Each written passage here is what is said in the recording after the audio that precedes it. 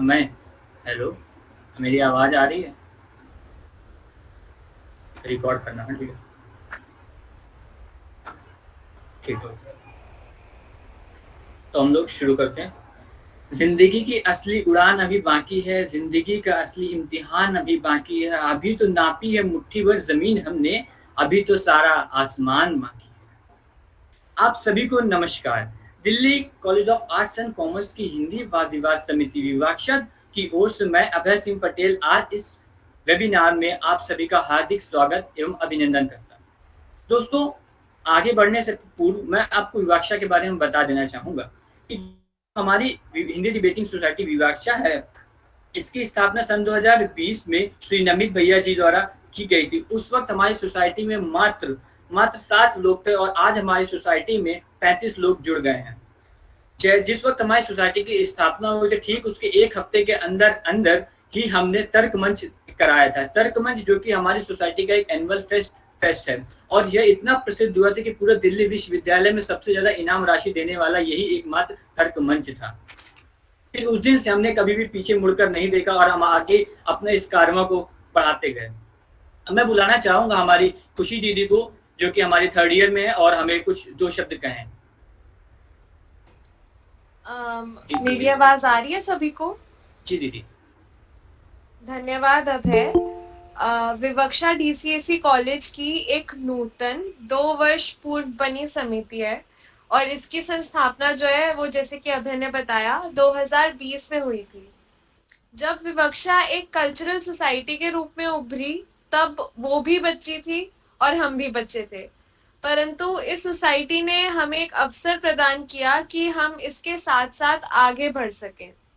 जब विवक्षा बनी तब इसमें केवल 7-8 लोग थे, परंतु अब हमारे इस परिवार में 30 से ऊपर लोग हैं जो अपनी मातृभाषा से, अपनी संस्कृति से और इंसानियत से बहुत प्रेम करते हैं। यहाँ विचारधाराओं में मतभेद तो है और यदि कई बुद्धिजीवी लोग एक साथ इकट्ठे हों तो ये लाजमी भी है, परंतु फिर भी हमने हमेशा उसकी इज्जत की है और एकता की एक मिसाल कायम की है। और यही जज्बा तो है जिसकी वजह से इस परिवार ने पूरे डीयू हिंदी डिबेटिंग सर्किट में सदैव प्रेम ही अर्जित किया है।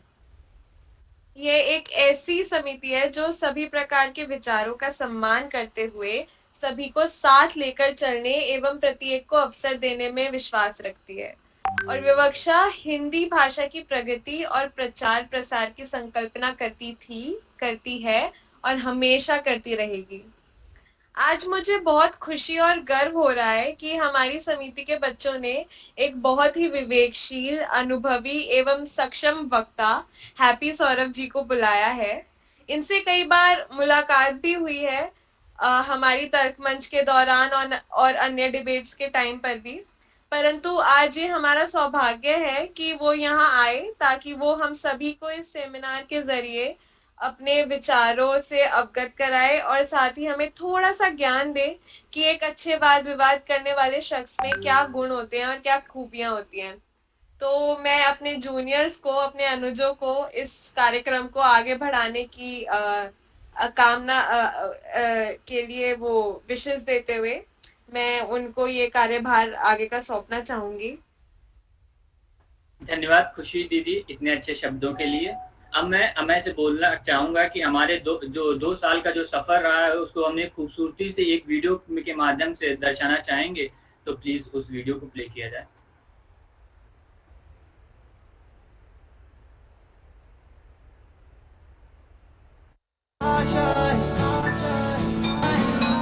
कुछ पाने की हो आस आस, कोई अरमा हो जो खास खास आशाएं, हर कोशिश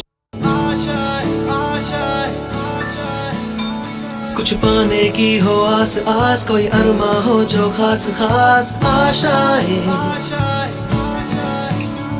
हर कोशिश में हो बार बार, करे दरियाओं को आर पार आशाएं, तूफानों को चीर के मंजिलों को छीन ले, आशाएं ले दिल की, उम्मीदें हंसे दिल की, अब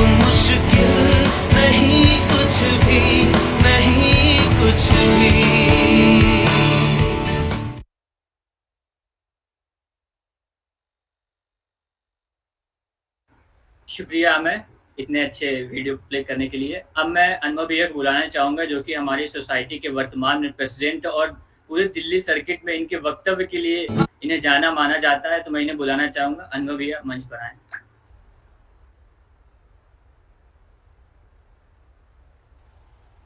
क्या सभी को मेरी आवाज आ रही है? जी भैया। जी।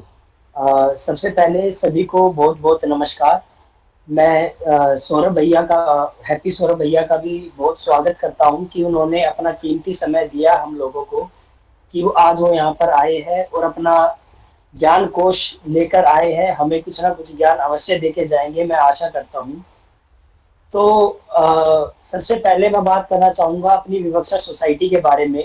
मैं भी विवक्षा से पिछले 2 साल से जुड़ा हुआ हूँ और विवक्षा सोसाइटी के अंदर सोसाइटी, मैं इसको बड़े कम बार कहता हूँ, मैं इसको एक परिवार समझता हूँ। क्योंकि शुरुआत में जब मैं विवक्षा से जुड़ा था तो इसके अ, अंदर बस 7 या 8 मेंबर्स थे, सदस्य थे। लेकिन जब हम आए थे तो इनकी संख्या बढ़कर 20-22 हो गई थी और आज वर्तमान में हमारी सोसाइटी के अंदर, हमारे इस परिवार के अंदर 35 से ज्यादा सदस्य हैं। तो ये एक बड़ी उपलब्धि हासिल की है कि 2 साल के अंदर एक परिवार, एक सोसाइटी इतने अच्छे तरीके से फूली फली। इसकी मैं पूरी की पूरी जो शुभकामनाएं हैं वो अपने सीनियर्स को देना चाहूंगा कि उन्होंने जो उपलब्धि हासिल की है, जो सबकी विचारधाराओं को उन्होंने सम्मान दिया है, आदर किया है, कि एक ऐसी सोसाइटी बनाई कॉलेज के अंदर जिसके अंदर सभी विचारधाराओं को आने का आमंत्रण दिया और सभी की विचारधाराओं का स्वागत किया। तो ये बहुत ही अच्छी बात है और मैं भी यह सोच के चलता हूँ कि आने वाले समय में हम अपने इन सीनियर की जो ये आशा रख के चले थे इस सोसाइटी को लेके, हम इस आशा को बहुत आगे तक लेके जाए और सोसाइटी के अंदर कुछ ना कुछ नया करने की सोचते रहे।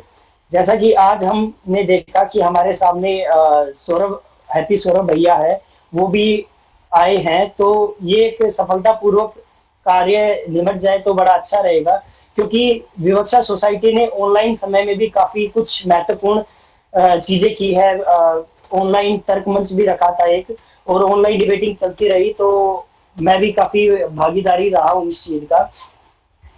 तो आपका ज्यादा समय ना लेते हुए मैं हैप्पी सौरभ भैया को आमंत्रित करता हूं और अपने जूनियर्स को बोलता हूं कि वो आए और इस स्टेज को संभाले। धन्यवाद। बहुत बहुत धन्यवाद अनुभव भैया। अभय, मेरी आवाज क्लियर है? हाँ जी, क्लियर है। तो आज के कार्यक्रम को आगे बढ़ाते हुए मैं कुछ शब्द कहना चाहूंगा और हैप्पी भैया का भी परिचय आप सबसे करवाऊंगा। मंजिल से आगे बढ़कर मंजिल की तलाश कर, मिल जाए तुझको दरिया तो समंदर तलाश कर।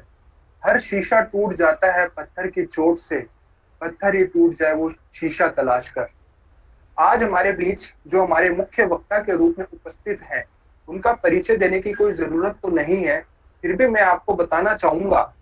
दिल्ली विश्वविद्यालय के प्रख्यात वक्ताओं में से एक हैप्पी सौरभ भैया आज हमारे बीच उपस्थित है।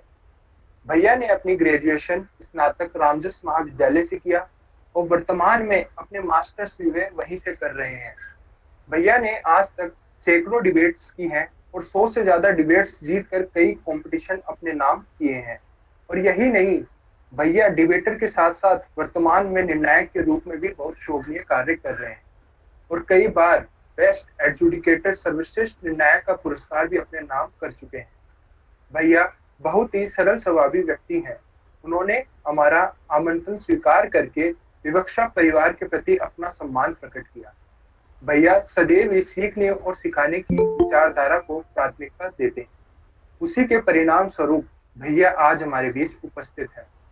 ज्यादा समय ना लेते हुए भैया को मंच पर आमंत्रित करता हूँ और वाद विवाद के महत्वपूर्ण बिंदुओं को सुनने का सौभाग्य हम सबको प्राप्त होगा हैप्पी भैया के द्वारा। भैया आप मंच पर आमंत्रित हैं।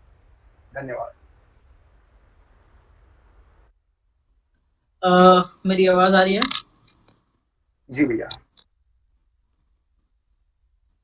सबसे पहले तो डीसीएससी की पूरी टीम को मैं बधाई भी देना चाहूंगा और उनके लिए शुभकामनाएं। कि और सबसे बड़ी बात कि उन्होंने मुझे एक ऐसा मौका दिया जिसमें मैं अपने परिवार से जुड़ पाऊं।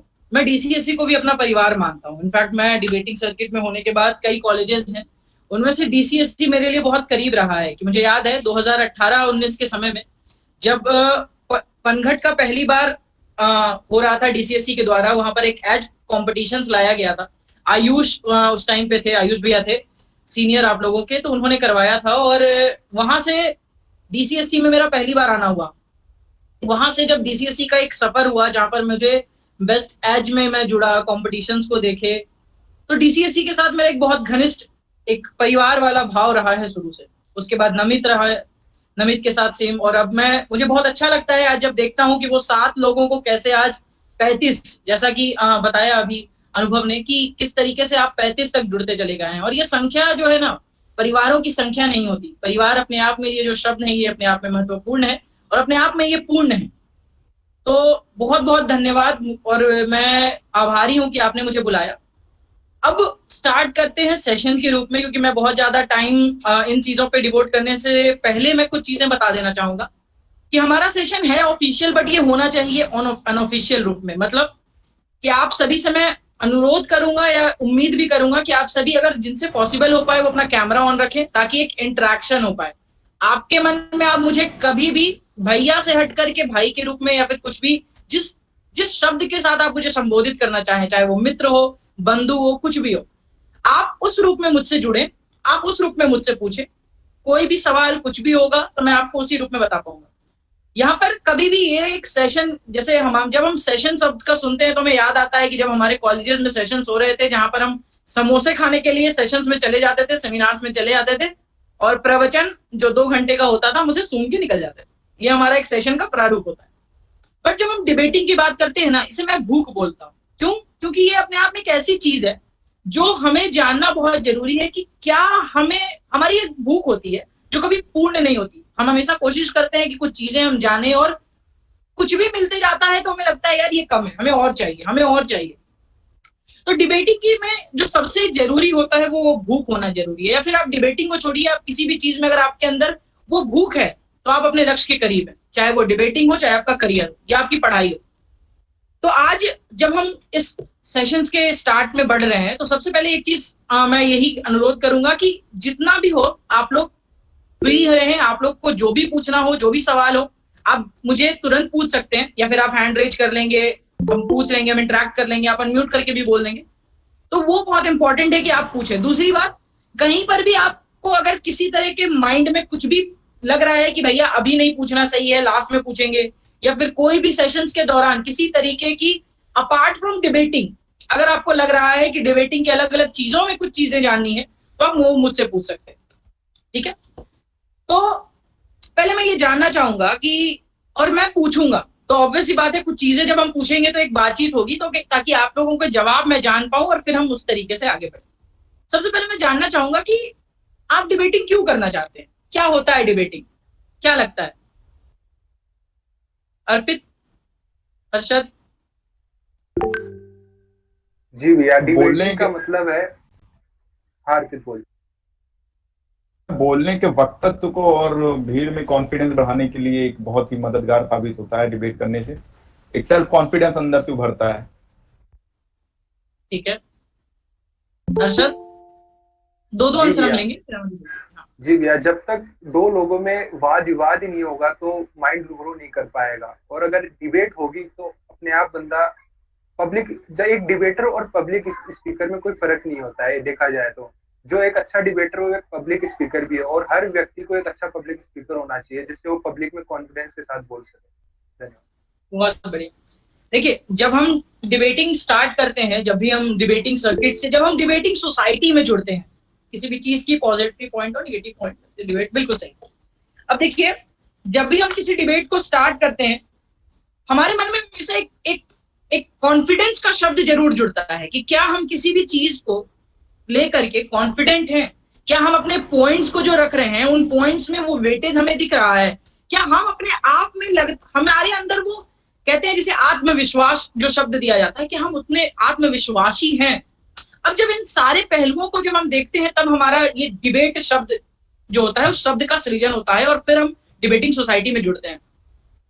डिबेटिंग सोसाइटी के साथ आप सभी की अपनी अपनी व्यक्तिगत रूप से एक जर्नी रही होगी कि द फर्स्ट डे जब आपका किसी ने सेशन लिया, द फर्स्ट जब आपने सुना कि आज डिबेटिंग सोसाइटी का ऑडिशन होने वाला है, मैंने फॉर्म भरा, वहां से एक जर्नी स्टार्ट होती है। वो जर्नी आपके सेशंस में जुड़ने के साथ, आपके कॉम्पिटिशंस में जाने के साथ धीरे धीरे बढ़ती चली जाती है और बदलती चली जाती है। जैसा कि अनुभव ने जो सबसे अच्छी शब्द कही कि ये सोसाइटी नहीं परिवार है, और ये बहुत इंपॉर्टेंट होता है किसी भी सोसाइटी को जानने के लिए। अब देखिए, जब हम डिबेटिंग की बात करते हैं तो कुछ चीजें मैं बताते जाऊंगा। एक मिनट, ताकि आप लोग ये चीज समझ भी पाए।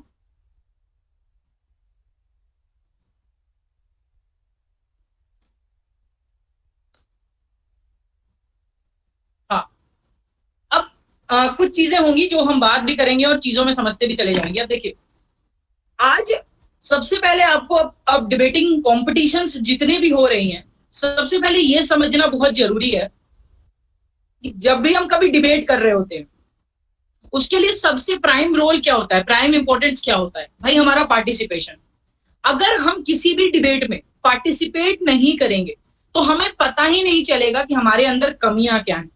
आपको बहुत कुछ आता है, लेकिन अगर आप उसको परफॉर्म नहीं करेंगे तो आपको आपकी गलतियां नहीं मिलेंगी। टेस्ट, जितने भी एग्जाम्स होते हैं, टेस्ट होते हैं, वो क्यों होते हैं? वो ये आंकने के लिए होते हैं कि आपके अंदर क्या क्या कमियां हैं और आप कहां कहां आप अपने अंदर सुधार कर सकते हैं, जो खुद को कहा जाता है सेल्फ इंट्रोस्पेक्शन।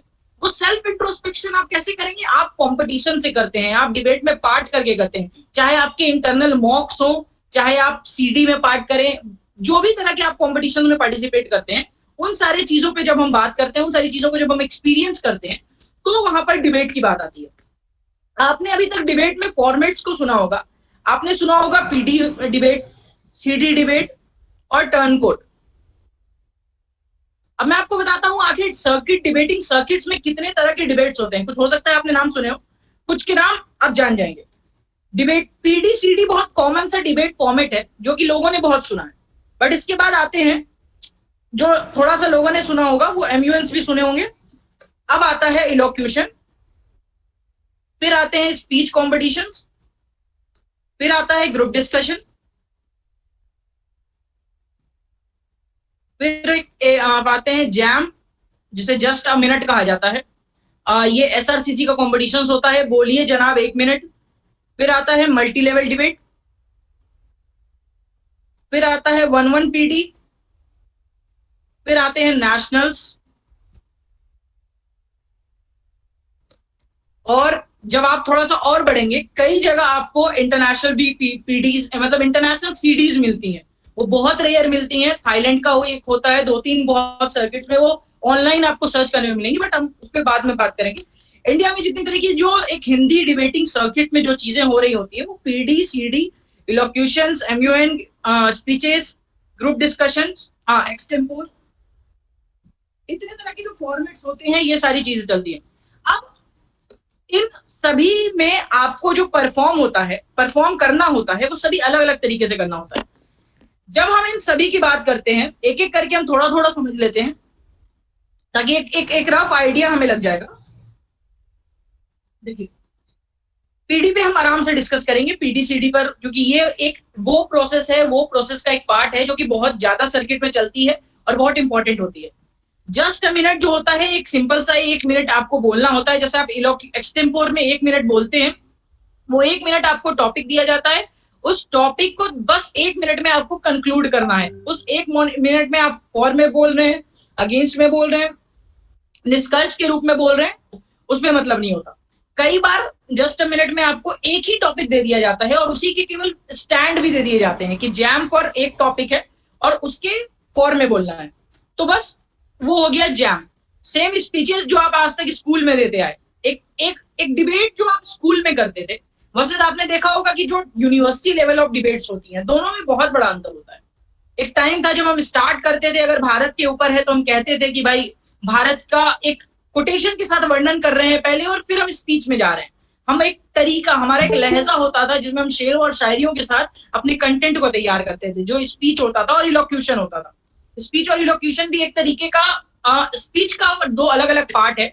जिसमें स्पीच में क्या होता है कि आप किसी भी कंटेंट को बस एक यूनिफॉर्म डायरेक्शन में बता रहे होते हैं। इलोक्यूशन में क्या होता है, आप एक कंस्ट्रक्टिव दे रहे होते हैं। दोनों का बहुत बारीकी अंतर है जो समझना बहुत जरूरी होता है स्पीचेस और इलोक्यूशन के फॉर्मेट में।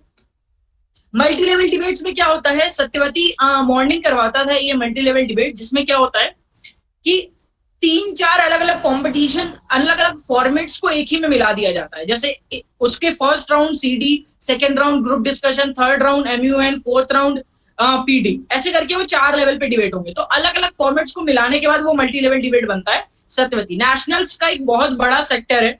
जब आप चंडीगढ़ यूनिवर्सिटी जाएंगे, जब आप जामिया जाएंगे, जब आप जामिया, चंडीगढ़, इलाहाबाद, बहुत सारे फिर अलीगढ़, ये सारे यूनिवर्सिटीज में जब आप जाएंगे तो ये नेशनल यूनिवर्सिटीज ये नेशनल डिबेट करवाते हैं। इनका फॉर्मेट अलग होता है। इनके फॉर्मेट को हम लोग कहते हैं नॉक मेथड। ये अलग, इसके ऊपर भी अभी हम आएंगे। नॉक मेथड में बहुत अलग तरीके से आपको कंटेंट बनाना होता है, चीजों में काम करना होता है। फिर बात आती है जो हमारा मेन सेक्टर आता है CD और PD, और एक टर्न कोड को भी हम कंसिडर कर रहे हैं। अब इन तीनों पे अभी सबसे ज्यादा समझना आज हमें जरूरी। सबसे पहले समझिए, PD पे हम सबसे लास्ट में आएंगे, पहले हम टर्न कोड को समझते हैं। देखिए, टर्न कोड एक ऐसा डिबेट है, एक ऐसा डिबेटिंग फॉर्मेट है जो कि आपको ये बताता है कि कितने जल्दी से आप अपने स्टैंड को टर्न करते हैं। टर्न कोड, इसका मतलब क्या हुआ कि मान लीजिए आपको एक टॉपिक दिया गया है, बहुत सिंपल सा कोई भी हम एक टॉपिक ले लेते हैं। अर्षद, कोई टॉपिक बोलो, कोई भी एक सिंपल सा। अभी करेंट चलो छोड़ देते हैं, नॉर्मल उठाते हैं। अभी UCC पे ले लेते हैं। ये ले लेते हैं, अभी जस्ट करंट का न्यूज है ना, शिवलिंग फाइंड हुआ है कहीं पर कोई मस्जिद में। अभी जस्ट का ये आज का ही न्यूज है, ऐसा कुछ अभी मैं सुन रहा था तो मेरे दिमाग में ज्ञानवापी मस्जिद में। हाँ, ज्ञानवापी मस्जिद, हाँ राइट। तो ये जो भी है ज्ञानवापी मस्जिद, मान लीजिए हम इसी को एक टॉपिक में लेते हैं, ठीक है। अब एक चीज देखिए, अब जब आप टर्न कोड डिबेट कर रहे हैं, टर्न कोड डिबेट में क्या होता है कि तीन सेग्रीगेटेड उसके पार्ट्स होते हैं। मान लीजिए 4 मिनट आपको स्पीकिंग टाइम दिया गया है, 1.5 मिनट आपको फॉर में बोलना है, 1.5 मिनट आपको अगेंस्ट में बोलना है, 1.5 फॉर, 1.5 अगेंस्ट, और लास्ट 1 मिनट में कंक्लूड करना है। अब यहाँ पर जो पॉइंट मार्किंग होती है, देखिए 2 पर्सपेक्टिव से मैं आपको समझाऊंगा, एज अ डिबेटर और प्लस आप खुद दूसरों से बेहतर कहां पे अपने आप को आंक पाएंगे, कहां अपने आप को परफॉर्म कर सकते हैं। जब आप इस 1.5 मिनट से इस 1.5 मिनट में स्विच कर रहे होते हैं, जैसे ही आपका 1 मिनट 30 सेकंड हुआ टाइम, और उसके बाद 1 मिनट 35 सेकंड तक आप जितने खूबसूरत से अपने स्टैंड को बदल रहे होते हैं, ये आपको इस टर्न कोड में एक्स्ट्रा मार्क्स दिलाता है, ये पॉइंट दिलाता है। क्योंकि अभी तो आपको इस तरीके का थीम मिल रहा है। बहुत सारी डिबेटिंग टर्न कोड डिबेट्स में थीम बेस्ड डिबेट होती है। जैसे आपको टर्म दे देंगे लाल, ये टॉपिक है, ये टॉपिक है एक ये टॉपिक हुआ था शहीद भगत सिंह इवनिंग ने इन्वॉल्वमेंट, उनकी इन्वॉल्वमेंट सोसाइटी है, उन्होंने ये करवाया था टर्न कोड डिबेट, और उन्होंने टॉपिक का एक टॉपिक दे दिया था लाल। अब देखिए, जब भी हम कभी टॉपिक समझते हैं तो ये बहुत बड़ा एक पार्ट है, आज सेशन का ये बहुत बड़ा पार्ट रहेगा कि हम किसी भी टॉपिक को कैसे समझते हैं। आखिर इस टॉपिक को समझने के लिए प्राइम रोल क्या है हमारा, प्राइम मोटिव क्या है जब हम किसी टॉपिक को समझ रहे होते हैं।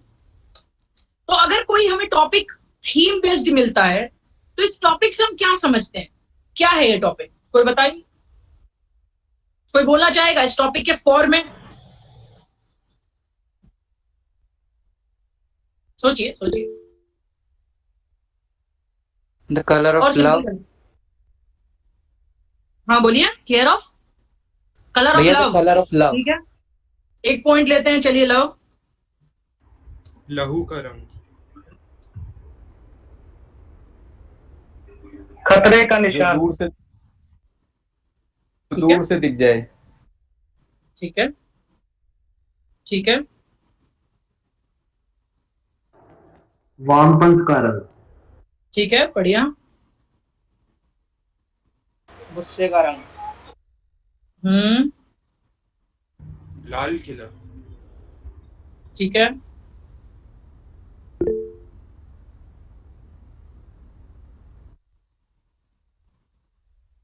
और चलिए अब हमें वर्ड्स मिल गए। अब यही सबसे इंपॉर्टेंट होता है कि आप इस वर्ड से लेकर के अपने कंटेंट को कैसे ओरिजिनेट कर रहे हैं, कंटेंट को कहां से आप शुरू कर रहे हैं। अब आपको लाल पता चल गया कि लाल लहू होता है, लाल प्यार होता है, लाल खतरे का होता है। अब हम यहां से इस थीम को दो पार्ट में सेग्रीगेट करेंगे। लाल के पॉजिटिव सेक्टर को अगर हम दिखा रहे हैं कि लाल अगर प्यार का सिंबल है तो वही लाल खतरे का सिंबल है। लाल अगर हम गुस्से का सिंबल दिखा रहे हैं तो लाल से फिर हम लाल किला भी दिखा रहे हैं। तो आप किसको कहां डाल रहे हैं, ये आपको वर्ड्स तो मिल गए, लेकिन इस वर्ड को हम अपने सेंटेंस में कैसे लाएंगे, इस वर्ड को हम कैसे दिखाएंगे कि भाई हमारा लाइफ जो है ये वर्ड से रिफ्लेक्ट हो। ये टॉपिक को समझना बहुत बड़ा पॉइंट होता है। ये बहुत थीम बेस्ड टॉपिक्स आते हैं, बहुत क्रिस्टल क्लियर। जितने भी एसआरसीसी अगर कभी टर्न कोड करवाता है तो वो इस टाइप के टॉपिक्स रखता है। क्यों? क्योंकि ये सारे टॉपिक्स जो हैं ये आपको थिंकिंग लेवल ऑफ टॉपिक्स में काउंट होते हैं, जो आपको बार बार कोच करते हैं कि आप इस चीज को और ज्यादा सोचिए और ज्यादा समझिए। अब देखिए, ये एक पूरा का पूरा प्रोसेस था टर्न कोड का, जिसमें हम अगर फॉर में लाल पे बोल रहे हैं, टर्न कोड अगर विपक्ष में अगेंस्ट में है, तो हम वो एग्जाम्पल्स, वो चीजें कोट करेंगे जो हमारा एक निगेटिव लाल दिखाता है। निगेटिव लाल, गुस्सा एक निगेटिव लाल है, खतरा एक निगेटिव लाल है, तो वो सारी चीजें हम दिखाएंगे। जैसे पॉजिटिव में हम लव दिखा रहे हैं तो निगेटिव में वो दिखाएंगे। कंक्लूजन में हम अपना निष्कर्ष रखते हैं। ये टर्न कोड का फॉर्मेट होता है। अब हम आते हैं सीडी और पीडी। देखिए, दोनों को फॉर्मेट्स पता होंगे। सीडी के फॉर्मेट्स नॉर्मली आपको पता है कि भाई हम जाते हैं, टॉपिक्स मिलती हैं, हम उसके ऊपर कंटेंट रखते हैं। कंटेंट बोलने के बाद हमसे एक क्वेश्चन पूछा जाता है, फिर हम उसका जवाब देते हैं, और ये एक सीडी का फॉर्मेट होता है। पीडी का फॉर्मेट, यहाँ कोई है जिसे पीडी का फॉर्मेट नहीं पता हो? बताइए, फिर मैं बता दूंगा। पीडी का फॉर्मेट सबको पता है? कोई एक भी है जिसको नहीं पता हो? मुझे नहीं मालूम पीडी क्या होता है। हाँ ठीक है, पीडी क्या होता है नहीं पता आपको। देखिए, सबसे पहले एक चीज समझिए, पीडी मतलब क्या हम कहते हैं? Parliamentary debate. पार्लियामेंट्री डिबेट मतलब संसदीय वाद विवाद प्रतियोगिता। अब इसमें होता क्या है?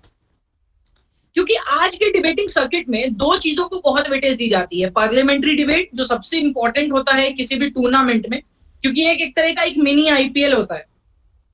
और मिनी आईपीएल में जैसे आप यहाँ पर लीग मैचेस होते हैं, उसी टाइप से आप पीडीज में भी लीग मैचेस होते हैं, फिर आप क्वार्टर, सेमीज और फाइनल खेलते हैं। तो ये एक पार्लियामेंट्री डिबेट का फॉर्मेट, एक पार्लियामेंट्री डिबेट की टूर्नामेंट का एक फॉर्मेट होता है। अब हम समझते हैं कि एक पार्लियामेंट्री डिबेट जो हो रहा है उस राउंड का फॉर्मेट क्या होता है। सबसे पहली बात, एक मोशन दिया जाता है। जैसे हम मोशन लेते हैं पहले,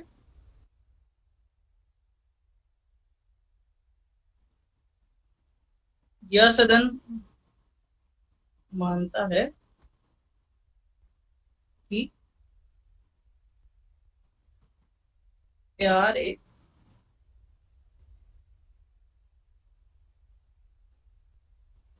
पूंजीवादी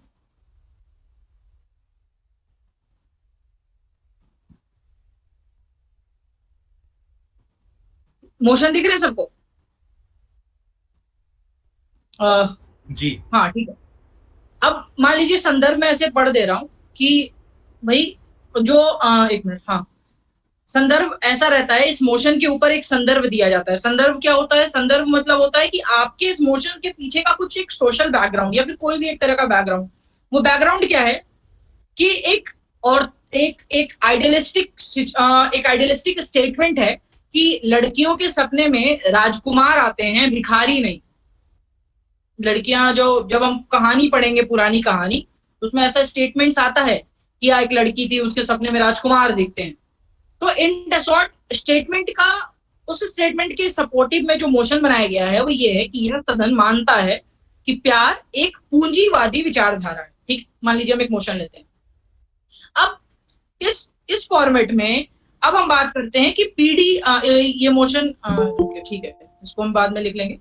अब इसमें पीडी का जो फॉर्मेट होता है वो क्या होता है? सबसे पहले बात, पीडी का मैं फॉर्मेट समझा दे रहा हूं पहले, फिर हम इसके ऊपर टॉपिक के ऊपर आएंगे। एक फॉर्मेट में क्या होता है, दो टीम्स के बीच में मैच हो रहा है, ठीक है, team A and team B.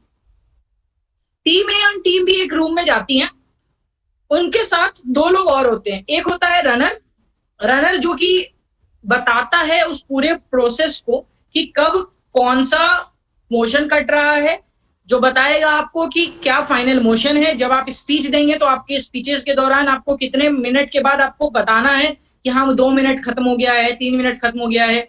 जो मान लीजिए टोटल स्पीकिंग टाइम 4 मिनट का है तो वो आपको बताएगा 3 मिनट के बाद वेब चाहिए, 2 मिनट के बाद ऐसे वेब चाहिए, वो सारी चीजें वो रनर बताता है। और प्लस आपके साथ पास एक एजुडिकेटर होते हैं, मतलब जो निर्णायक होते हैं एक रूम में, अलग अलग रूम में से 2 टीम के बीच में मैच हो रहा है। अब क्या होता है, इन सबसे पहले आने के बाद एक टॉस होगा। टॉस होने के बाद दोनों टीम्स के एक लोग आते हैं, वो टॉस करते हैं, वो पूछते हैं कि आपको हेड चाहिए या टेल। एक टॉस हुआ, टॉस में जो भी टीम टॉस जीत रही है, जो भी टीम टॉस जीत जाती है, उससे ये पूछा जाता है कि आप पक्ष लेंगे या विपक्ष। आपसे पहले स्टैंड पूछा जाता है। अभी आपको टॉपिक्स नहीं बताए जाते हैं, पहले आपको बता दिया गया, आपको बताना पड़ेगा कि आप किसी भी टॉपिक के कौन से स्टैंड पर रख के अपना पूरा डिबेट देना चाहते हैं। आप बताते हैं कि मैं अगेंस्ट में रह करके पूरा डिबेट देना चाहता हूं, तो आप पूरी तरीके से आप बता देते हैं कि विपक्ष, मान लीजिए टीम ए ने विपक्ष ले लिया, टीम ए ने पक्ष ले लिया, मतलब टीम बी टॉस जीती है और टीम बी ने विपक्ष ले लिया, तो ऑटोमेटिकली जो अपोनेंट था उसको पक्ष मिल गया। ठीक है, अब जो 3 मोशन है, उस 3 मोशन में, और तीनों के तीनों मोशन सबसे पहले दिखाए जाएंगे उनको जिसने भी विपक्ष लिया है, इररिस्पेक्टिव ऑफ कि कौन टॉस जीता है, उससे मतलब नहीं है। मान लीजिए टॉस टीम ए ने जीता और टीम ए पक्ष ले रही है, तो तीनों के मोशन टीम बी को पहले दिखाए जाएंगे। टीम बी को तीनों में से कोई एक मोशन काटना पड़ेगा। 3 मोशंस हैं, उसमें से जो भी विपक्ष वाली टीम है पहले वो 3 में से कोई एक मोशन काट देगी। ये 3 मोशन है, इसमें से 1 2 3, मान लीजिए टीम बी जो विपक्ष में है उसने दूसरा मोशन काट दिया। अब बचे हुए 2 मोशन 1 और 3, ये 2 पक्ष के पास आएंगे। पक्ष ये 2 बचे हुए मोशन से किसी एक मोशन को अपने अनुसार काट देगा। वो मान लीजिए पहला मोशन काट देता है, मोशन मतलब टॉपिक, जो टॉपिक है वो पहला टॉपिक काट देता है। जो लास्ट में एक मोशन बच गया है, जो लास्ट में एक टॉपिक बच गई है, उस एक टॉपिक के ऊपर पूरे के पूरी डिबेट होती है। ये एक पूरा का पूरा स्टार्टिंग है कि टॉपिक कैसे चुना जाता है एक पार्लियामेंट्री डिबेट में। जब टॉपिक डिसाइड हो गया, अब टॉपिक डिसाइड होने के बाद दोनों टीमों को कुछ कॉमन टाइम दिया जाता है। मान लीजिए 15 मिनट का समय दिया गया कि आप अपना कंटेंट तैयार करिए। टीम ए और टीम बी के 15 मिनट, अब दोनों टीम में 2-2 लोग हैं। तो जो फर्स्ट स्पीकर, जब 15 मिनट खत्म हो जाता है, फर्स्ट स्पीकर को नेता पक्ष बोला जाता है, सेकंड स्पीकर को उपनेता पक्ष। सेम विपक्ष की भी जो टीम होती है उसका भी सेम होता है, नेता विपक्ष और उपनेता विपक्ष, ये उनका नाम होता है। ठीक है, अब जब स्पीचेस स्टार्ट होती हैं, सबसे पहले नेता पक्ष आते हैं और नेता पक्ष सदन को डिफाइन करते हैं। देखिए ये मोशन क्या था, यह सदन मानता है कि प्यार एक पूंजीवादी विचारधारा है। अब यहां पर क्या लिखा हुआ है, यह सदन, मतलब सदन जो है ये बताया हुआ नहीं है कि ये किन लोगों का सदन है। ये गधों का सदन है, ये आदमियों का सदन है, ये इंडिया वालों का सदन है, ये अमेरिका वालों का सदन है। ये सदन बस लिखा है यह सदन। जितने भी हम कन्वेंशनल डिबेट देते हैं, हम कन्वेंशनल डिबेट हमेशा ओपन तरीके से देते हैं। मतलब अगर ये लिखा हुआ है कि ये एक यह सदन मानता है कि भारत में लोकतंत्र जरूरी, लोकतंत्र के जगह अधिनायक तंत्र होना चाहिए। मान लीजिए हम इस टॉपिक पर डिबेट कर रहे हैं, तो हम सीधे सीधे आते हैं और स्टार्ट करते हैं, जी नहीं महोदय, लोकतंत्र की अपनी कुछ खामियां हैं, लोकतंत्र की अपनी कुछ अच्छाइयां हैं, उनका हम समर्थन करते हैं और हम बताते हैं क्यों ये लोकतंत्र होना चाहिए। लेकिन जब भी हम कभी इस तरह का सीडी या फिर पार्लियामेंट्री टॉपिक पे डिबेट कर रहे होते हैं, हम पहले डिफाइन करते हैं कि ये पूरा का पूरा सदन किनका है। अगर सदन लिखा हुआ है कि भारतीय बुद्धिजीवियों का यह सदन मानता है कि प्यार एक पूंजीवादी विचारधारा है, तो फिर यहाँ पर डिफाइंड होगा। अगर यहाँ पर नहीं डिफाइंड है तो फिर हम बताते हैं कि नहीं, ये भारतीय बुद्धिजीवियों का सदन है सर। तो यहाँ पर सदन हमने डिफाइन कर दिया। अब जब हम सदन डिफाइन कर दे रहे हैं, तो फिर भारतीय बुद्धिजीवी के सदन में अब ये डिबेट होगी। और फिर पक्ष का जो स्पीकर है, ये पूरा का पूरा जो अपना 5 मिनट है, वो 5 मिनट तक अपना स्पीच देता है, अगर स्पीकिंग टाइम 5 मिनट का है। इसके बाद विपक्ष का जो फर्स्ट स्पीकर है, इनके और इनके स्पीचेस के बीच में 1 मिनट का कॉमन टाइम दिया जाता है। 1 मिनट का कॉमन टाइम, सामान्य समय जिसे कहते हैं, 1 मिनट का सामान्य समय दिया जाता है। अब नेता विपक्ष आता है, वो अपने 5 मिनट के स्पीचेस देते हैं। फिर उसके बाद उपनेता पक्ष आता है, वो अपना 5 मिनट का स्पीच देता है, और फिर उपनेता विपक्ष। यहाँ पर कोई भी कॉमन टाइम नहीं होता है। इस तरीके से स्पीचेस खत्म हो जाते हैं। अब जब स्पीच खत्म हो गया, फिर उसके बाद 1 मिनट का या 2 मिनट का कॉमन टाइम होता है। फिर विपक्ष को बोला जाता है कि विपक्ष जो है वो पक्ष के किसी भी एक वक्ता को, दोनों में से किसी एक को वो बुलाता है पहले, और उससे क्वेश्चन आंसर करता है। फिर पक्ष जो है वो विपक्ष के किसी एक वक्ता को बुलाता है और वो क्वेश्चन आंसर करता है। फिर जो रेस्ट विपक्ष, बाकी जो पक्ष का दूसरा वक्ता लास्ट बच गया है, उसको बुलाता है और उसके साथ क्वेश्चन आंसर होता है। और सिमिलरली विपक्ष का जो बच गया है उसके साथ क्वेश्चन आंसर होता है। मतलब कि 3 मिनट सबको दिए जाते हैं कि आप क्वेश्चन एक दूसरे से पूछें। अब इसके बारीकियों में हम बाद में आएंगे कि कहां पर हमें किस तरीके से क्वेश्चंस पूछने हैं, क्योंकि पार्लियामेंट्री डिबेट में ये सारी बारीकियां आपको बहुत समझनी बहुत जरूरी है। अगर आप ये नहीं समझेंगे कि हमें क्वेश्चंस कैसे पूछने हैं, हमें कहाँ कैसे जवाब देना है, कितने छोटे क्वेश्चंस में हम सामने वाले को फंसा सकते हैं, तो आप इस चीज को नहीं समझ पाएंगे। तो बेटर क्या है कि आप इस चीजों को ध्यान में देखते हैं कि भाई जो पक्ष का जो पहला स्पीकर है वो आया, मतलब विपक्ष जो है वो पक्ष के स्पीकर को बुलाता है, एक एक करके यहाँ तक क्वेश्चन एक दूसरे से पूछे जाते हैं। ये जब खत्म हो जाता है तब उसके ऊपर निर्णायक की बात आती है कि निर्णायक अगर रिप्लाई स्पीच चाहता है, मोस्टली रिप्लाई स्पीच बहुत जगह लिया जाता है, बहुत जगह नहीं, और जजेस के ऊपर होता है और टीम्स के ऊपर, अगर टीम देना चाहती है तो दोनों मिनट को 1-1 मिनट का समय दिया जाता है और दोनों टीम 1-1 मिनट की रिप्लाई स्पीच तैयार करती है। रिप्लाई स्पीच क्या होता है कि अभी तक पूरे डिबेट में आपने क्या क्या पॉइंट्स रखे, कौन कौन से पॉइंट्स पे आपको लगता है कि ऑपोजिशंस ने गलतियां की, आपके विपक्षी दलों ने गलतियां की, आप उसे बताते हैं और आपका डिबेट खत्म हो जाता है। तो ये पूरा का पूरा एक फॉर्मेट होता है। ये फॉर्मेट समझ में आया किसी को? मतलब फॉर्मेट किसी को अभी नहीं समझ में आया? कोई है ऐसा जिसको ये फॉर्मेट नहीं समझ में आया हो, या फिर इस फॉर्मेट में कहीं पर कोई सवाल हो? भैया मुझे एक सवाल था। हाँ ये बोलो। पहले पक्ष बोलता है, नेता उपनेता, फिर विपक्ष बोलता है, फिर विपक्ष पक्ष से क्वेश्चन पूछता है, वो नेता या उपनेता में से किसी एक से। फिर पक्ष विपक्ष के एक नेता या उपनेता से क्वेश्चन पूछता है। अब फिर क्या होता है उसके आगे का नहीं पता। उसके बाद जैसे एक एक से पूछ लिया गया तो दोनों का एक एक टीम तो फिर भी बच गया ना। जैसे विपक्ष ने पक्ष को बुलाया, क्वेश्चन आंसर पूछ लिया, फिर पक्ष विपक्ष को बुलाया, क्वेश्चन आंसर पूछ लिया, फिर विपक्ष दूसरे को बुलाएगा, उससे क्वेश्चन आंसर पूछ लेगा, और फिर पक्ष दूसरे को बुलाएगा, उससे क्वेश्चन पूछ लेगा। यहाँ पर खत्म जब हो जाएंगे तब जजेस के ऊपर होता है, यहाँ पर पीडी खत्म हो जाती है, और यहाँ के बाद फिर जजेस के ऊपर होता है कि वो या फिर जज या टीम कोई रिप्लाई स्पीच देना चाहते हैं। रिप्लाई स्पीच जिसे हम प्रत्युत्तर भाषण कहते हैं, वो प्रत्युत्तर भाषण होता है, वो जजेस के ऊपर होता है और टीम्स के ऊपर, कि अगर वो चाहते हैं, कभी उन्हें ऐसा लग रहा है कि हाँ कुछ बातें हमारी मिस इंटरप्रेट कर दी गई है, या फिर कुछ चीजें हैं जो कि जज को बतानी बहुत जरूरी है, कहाँ कहाँ गलतियां की हैं टीम ने, तो वो चीजों में रिप्लाई स्पीच होता है। अच्छा, मैं समझ चुका। ठीक, चलो। तो देखिए ये पीडी का फॉर्मेट था, ठीक है। अब हम समझते हैं सबसे पहली चीज, किसी भी एक टॉपिक में, कोई भी एक टॉपिक हो, उस टॉपिक का सेग्रीगेशन बहुत बड़ा इंपॉर्टेंट पार्ट रहता है। आप अगर किसी भी टॉपिक को जब तक समझेंगे नहीं और जब तक तोड़ना नहीं सीखेंगे, तब तक आप उस डिबेट की गहराइयों में नहीं डूब पाएंगे। क्योंकि जो एक चीज समझ लीजिए, 2 पार्ट होता है किसी भी कंपटीशन में, केवल पार्ट करना, और दूसरा कि उस कॉम्पिटिशन को जीतना, उस कॉम्पिटिशन में अपना बेस्ट परफॉर्म करना। वो कैसे आएगा? वो तब आएगा जब आप उस टॉपिक की डीप में जाएंगे, उस टॉपिक के बारे में कहेंगे। जैसे आप समझ लीजिए एक टॉपिक है कि भारतीय बुद्धिजीवियों का यह सदन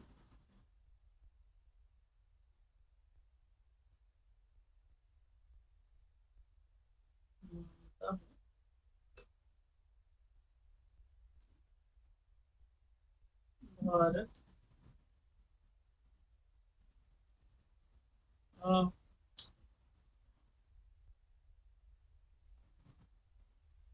गांव की आत्मा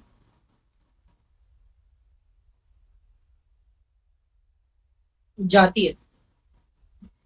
भारतीय बुद्धिजीवियों का यह सदन मानता है कि गांव की आत्मा जाति है।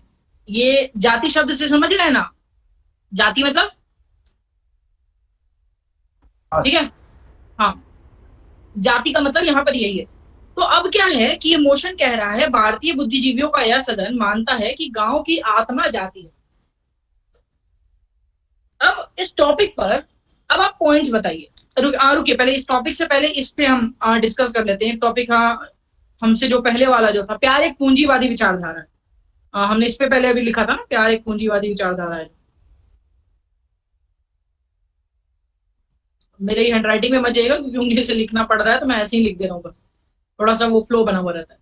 अब यहाँ पर एक चीज समझिए, यहाँ पर कौन कौन मानते हैं इस विषय के पक्ष में और कौन कौन मानता है कि इस विषय के अगेंस्ट में। बस चैट बॉक्स में से मैसेज ड्रॉप कर दीजिए, पक्ष और विपक्ष।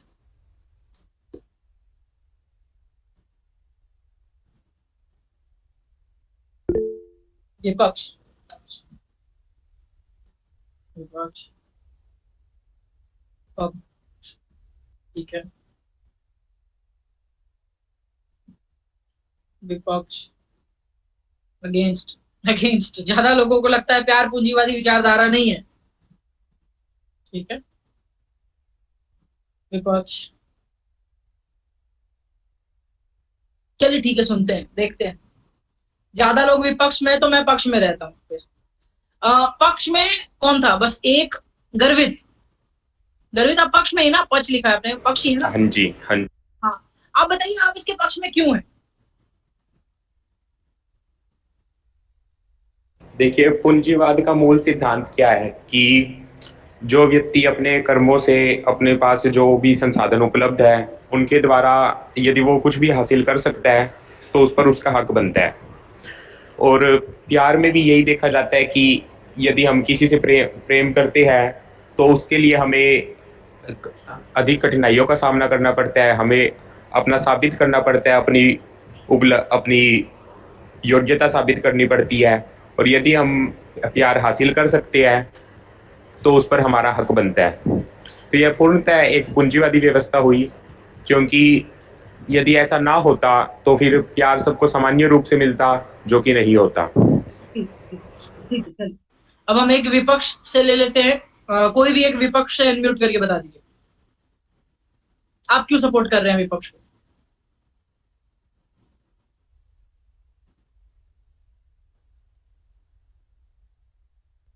अभय, गर्वित, अभय, अनुभव, अर्पित, युगांश, कोई भी? अभी भैया वो एक क्वेश्चन था, ये पूंजीवाद का एग्जैक्ट डेफिनेशन क्या होता है? यही तो सवाल है, ये मैं बताऊंगा नहीं ना, अभी बताऊंगा, अभी आऊंगा इस पे। देखिए भैया, मेरे को ऐसा लगता है कि कुछ कह रहे हैं विक्रम भाई? नहीं, वही मैं पूछ रहा हूँ। हाँ बोलिए, मैं सुन रहा हूँ। जी, मैं कह रहा था कि मेरे को लगता है कि प्यार को पूंजीवाद के दायरे में नहीं बांधना चाहिए, क्योंकि पूंजीवाद की अलग अलग परिभाषाएं हैं, अलग अलग देश, अलग अलग सोसाइटी के हिसाब से पूंजीवाद बदलता रहता है। अमेरिका के हिसाब से पूंजीवाद अलग है, तो हम उस चीज में ना जाके प्यार को क्या समझते हैं कि प्यार, देखिए माँ की ममता जो होती है वो भी एक तरीके का प्यार है। प्यार यहाँ पर सिर्फ हम उस प्यार को ना तोले कि एक नौजवान लड़का है, एक नौजवान लड़की है, उनमें आपस में प्यार चल रहा है, तो वहां पर आप लोग ये बोल सकते हैं कि हाँ पूंजीवाद है। वहां पर अगर लड़की को सिक्योरिटी महसूस होती है कि लड़के के पास पैसा है, ये है, तो मेरे को खुश रह सकता है। लेकिन एक माँ के पास सिर्फ देने के लिए ममता होती है, तो ममता तो शायद पूंजीवाद नहीं होती मेरे हिसाब से। तो मैं तो इसका पुरजोर रूप से विपक्ष में हूं मैं इस वक्त तक। ठीक है, ठीक। अब मैं उन लोगों से पूछूंगा, बाहर कंपटीशन में सबसे ज्यादा कौन गया है आपकी सोसाइटी से? सबसे ज्यादा बाहर पार्टिसिपेट कौन किया है?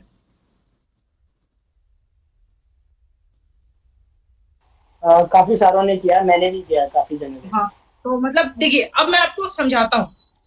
बहुत बढ़िया, आप लोगों ने, काफी लोगों ने किया होगा। तो मतलब मैं ये पूछ रहा था, पूछने का कारण था कि अब आपको थोड़ा सा एक आइडिया लगेगा कि आखिर मैं कहना क्या चाह रहा था।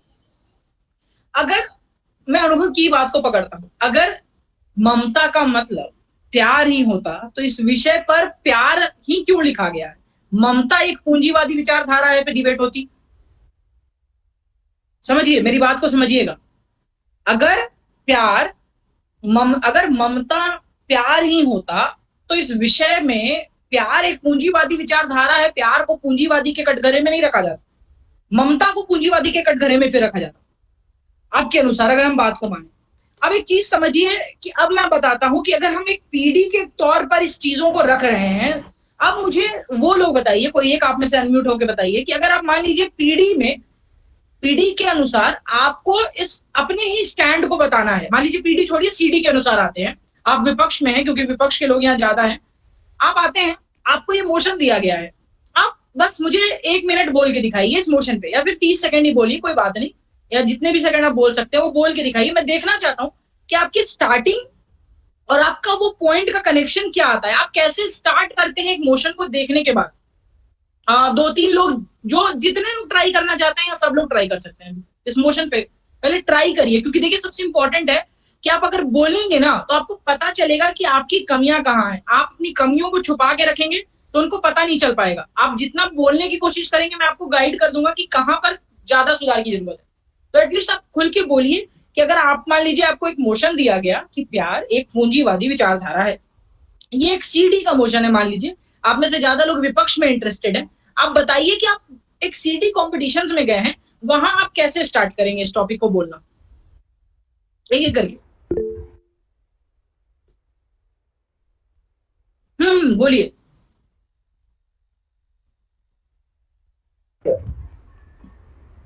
चेतविक, हाँ शुरू करिए। देखिए, अगर इस विषय पर मुझे शुरू करना है तो मैं इस प्रकार शुरू करूंगा। सबसे पहले सदन की गरिमा को मेरा नमन। आज का विषय है प्यार एक पूंजीवादी विचारधारा है।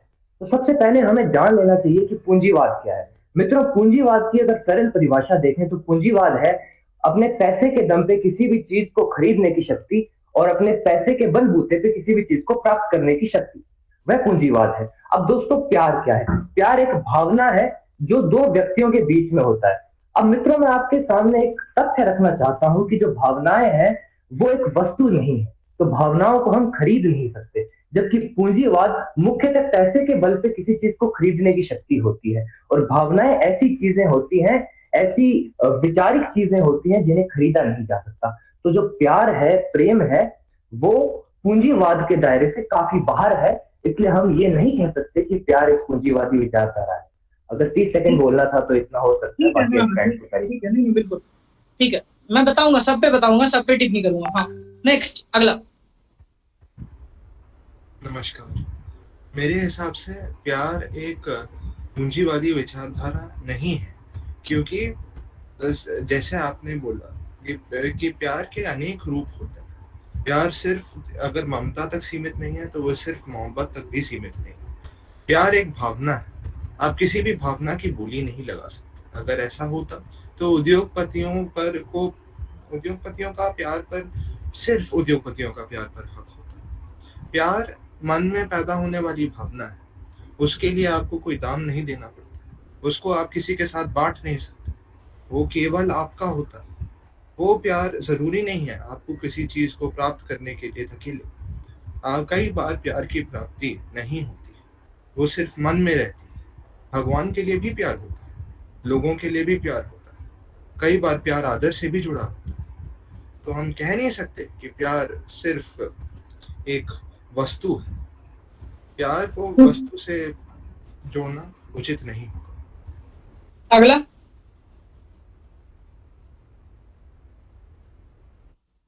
बोलिए, मैं तो सबसे सुनने के लिए बैठा हूं।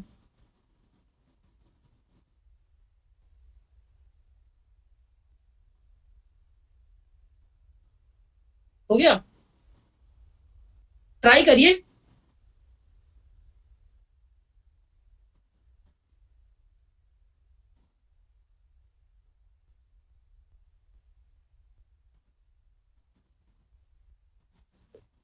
किसी को ट्राई नहीं करना?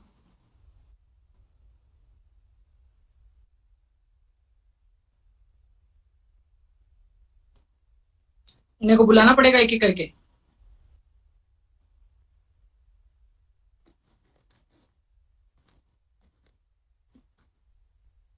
प्रथम धैर्य,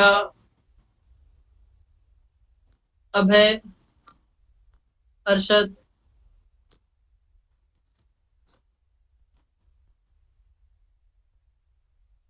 कुछ भी नहीं आ रहा, जो आ रहा है। मैं क्या पूछ रहा हूँ, मैं बस ये बोल रहा हूँ कि आपको आप जैसे कॉम्पिटिशन्स में स्टार्ट करते हैं, आप मुझे बस वो बताइए। बोलो। सर्वप्रथम सदन की गरिमा को मेरा नमन। सर्वप्रथम हमें इस विषय के बारे में जान लेना चाहिए कि जो सबसे पहले हमें जान लेना चाहिए कि प्यार क्या होता है। प्यार एक भावनात्मक मेल होता है, भावनात्मक संबंध होता है, तो जो किसी भी लोगों के बीच में हो सकता है, या भगवान के प्रति हो सकता है, माता-पिता के बीच में हो सकता है, एक बच्चे का अपनी माँ के प्रति हो सकता है, दो मोहब्बत करने वाले लोगों के बीच में हो सकता है, या दो जानवरों के बीच में भी हो सकता है। तो अगर हम इन सभी चीज़ों को ये मेरी प्यार की परिभाषा है। और अगर पूंजीवाद की परिभाषा कही जाए तो पूंजीवाद एक तरीके का एक ऐसी विचारधारा होती है कहीं न कहीं जिसमें कि हम सिर्फ प्रॉफिट अर्निंग पे ज़्यादा जोर देते हैं। हमारा मेन उद्देश्य प्रॉफिट होता है, ना कि किसी तरीके का समाज कल्याण। तो अगर इन सभी चीज़ों पर अगर कहा जाए तो मैं यही कहूँगा कि हाँ, एक प्यार एक पूंजीवाद की विचारधारा नहीं है। तो ये अच्छा।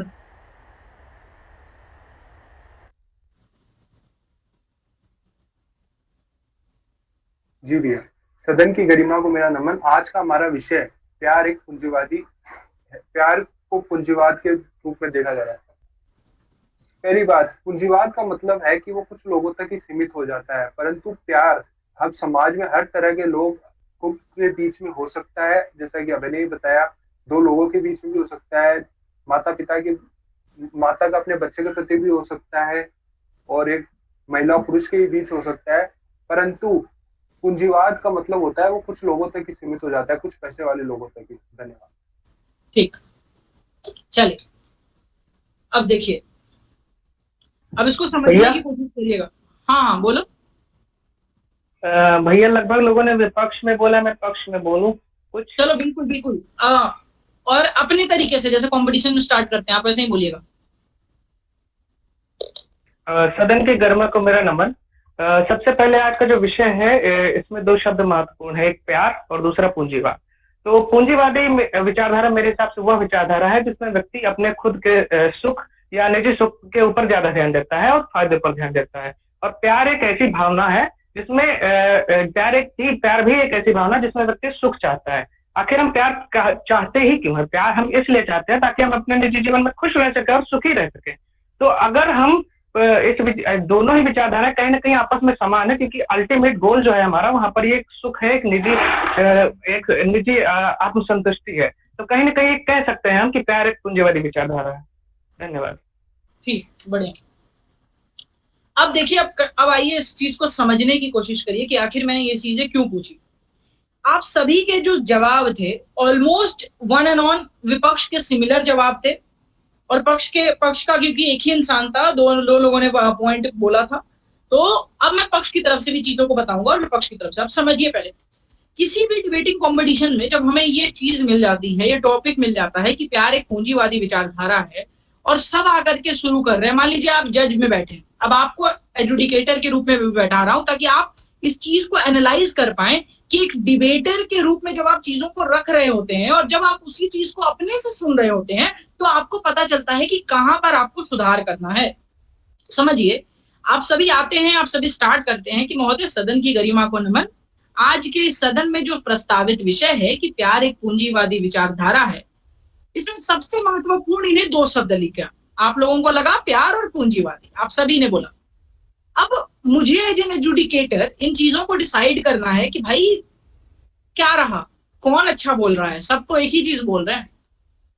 एक डिबेटर की खासियत यही होती है कि आप एक और चीजों में इंप्रूवमेंट की खासियत ये होती है कि आप अपने उस पॉइंट को इस तरीके से रखते हैं कि सामने वाला आपके पॉइंट्स को एक बार सुनने और विचार करने योग्य समझने लगता है। अब समझिए कैसे।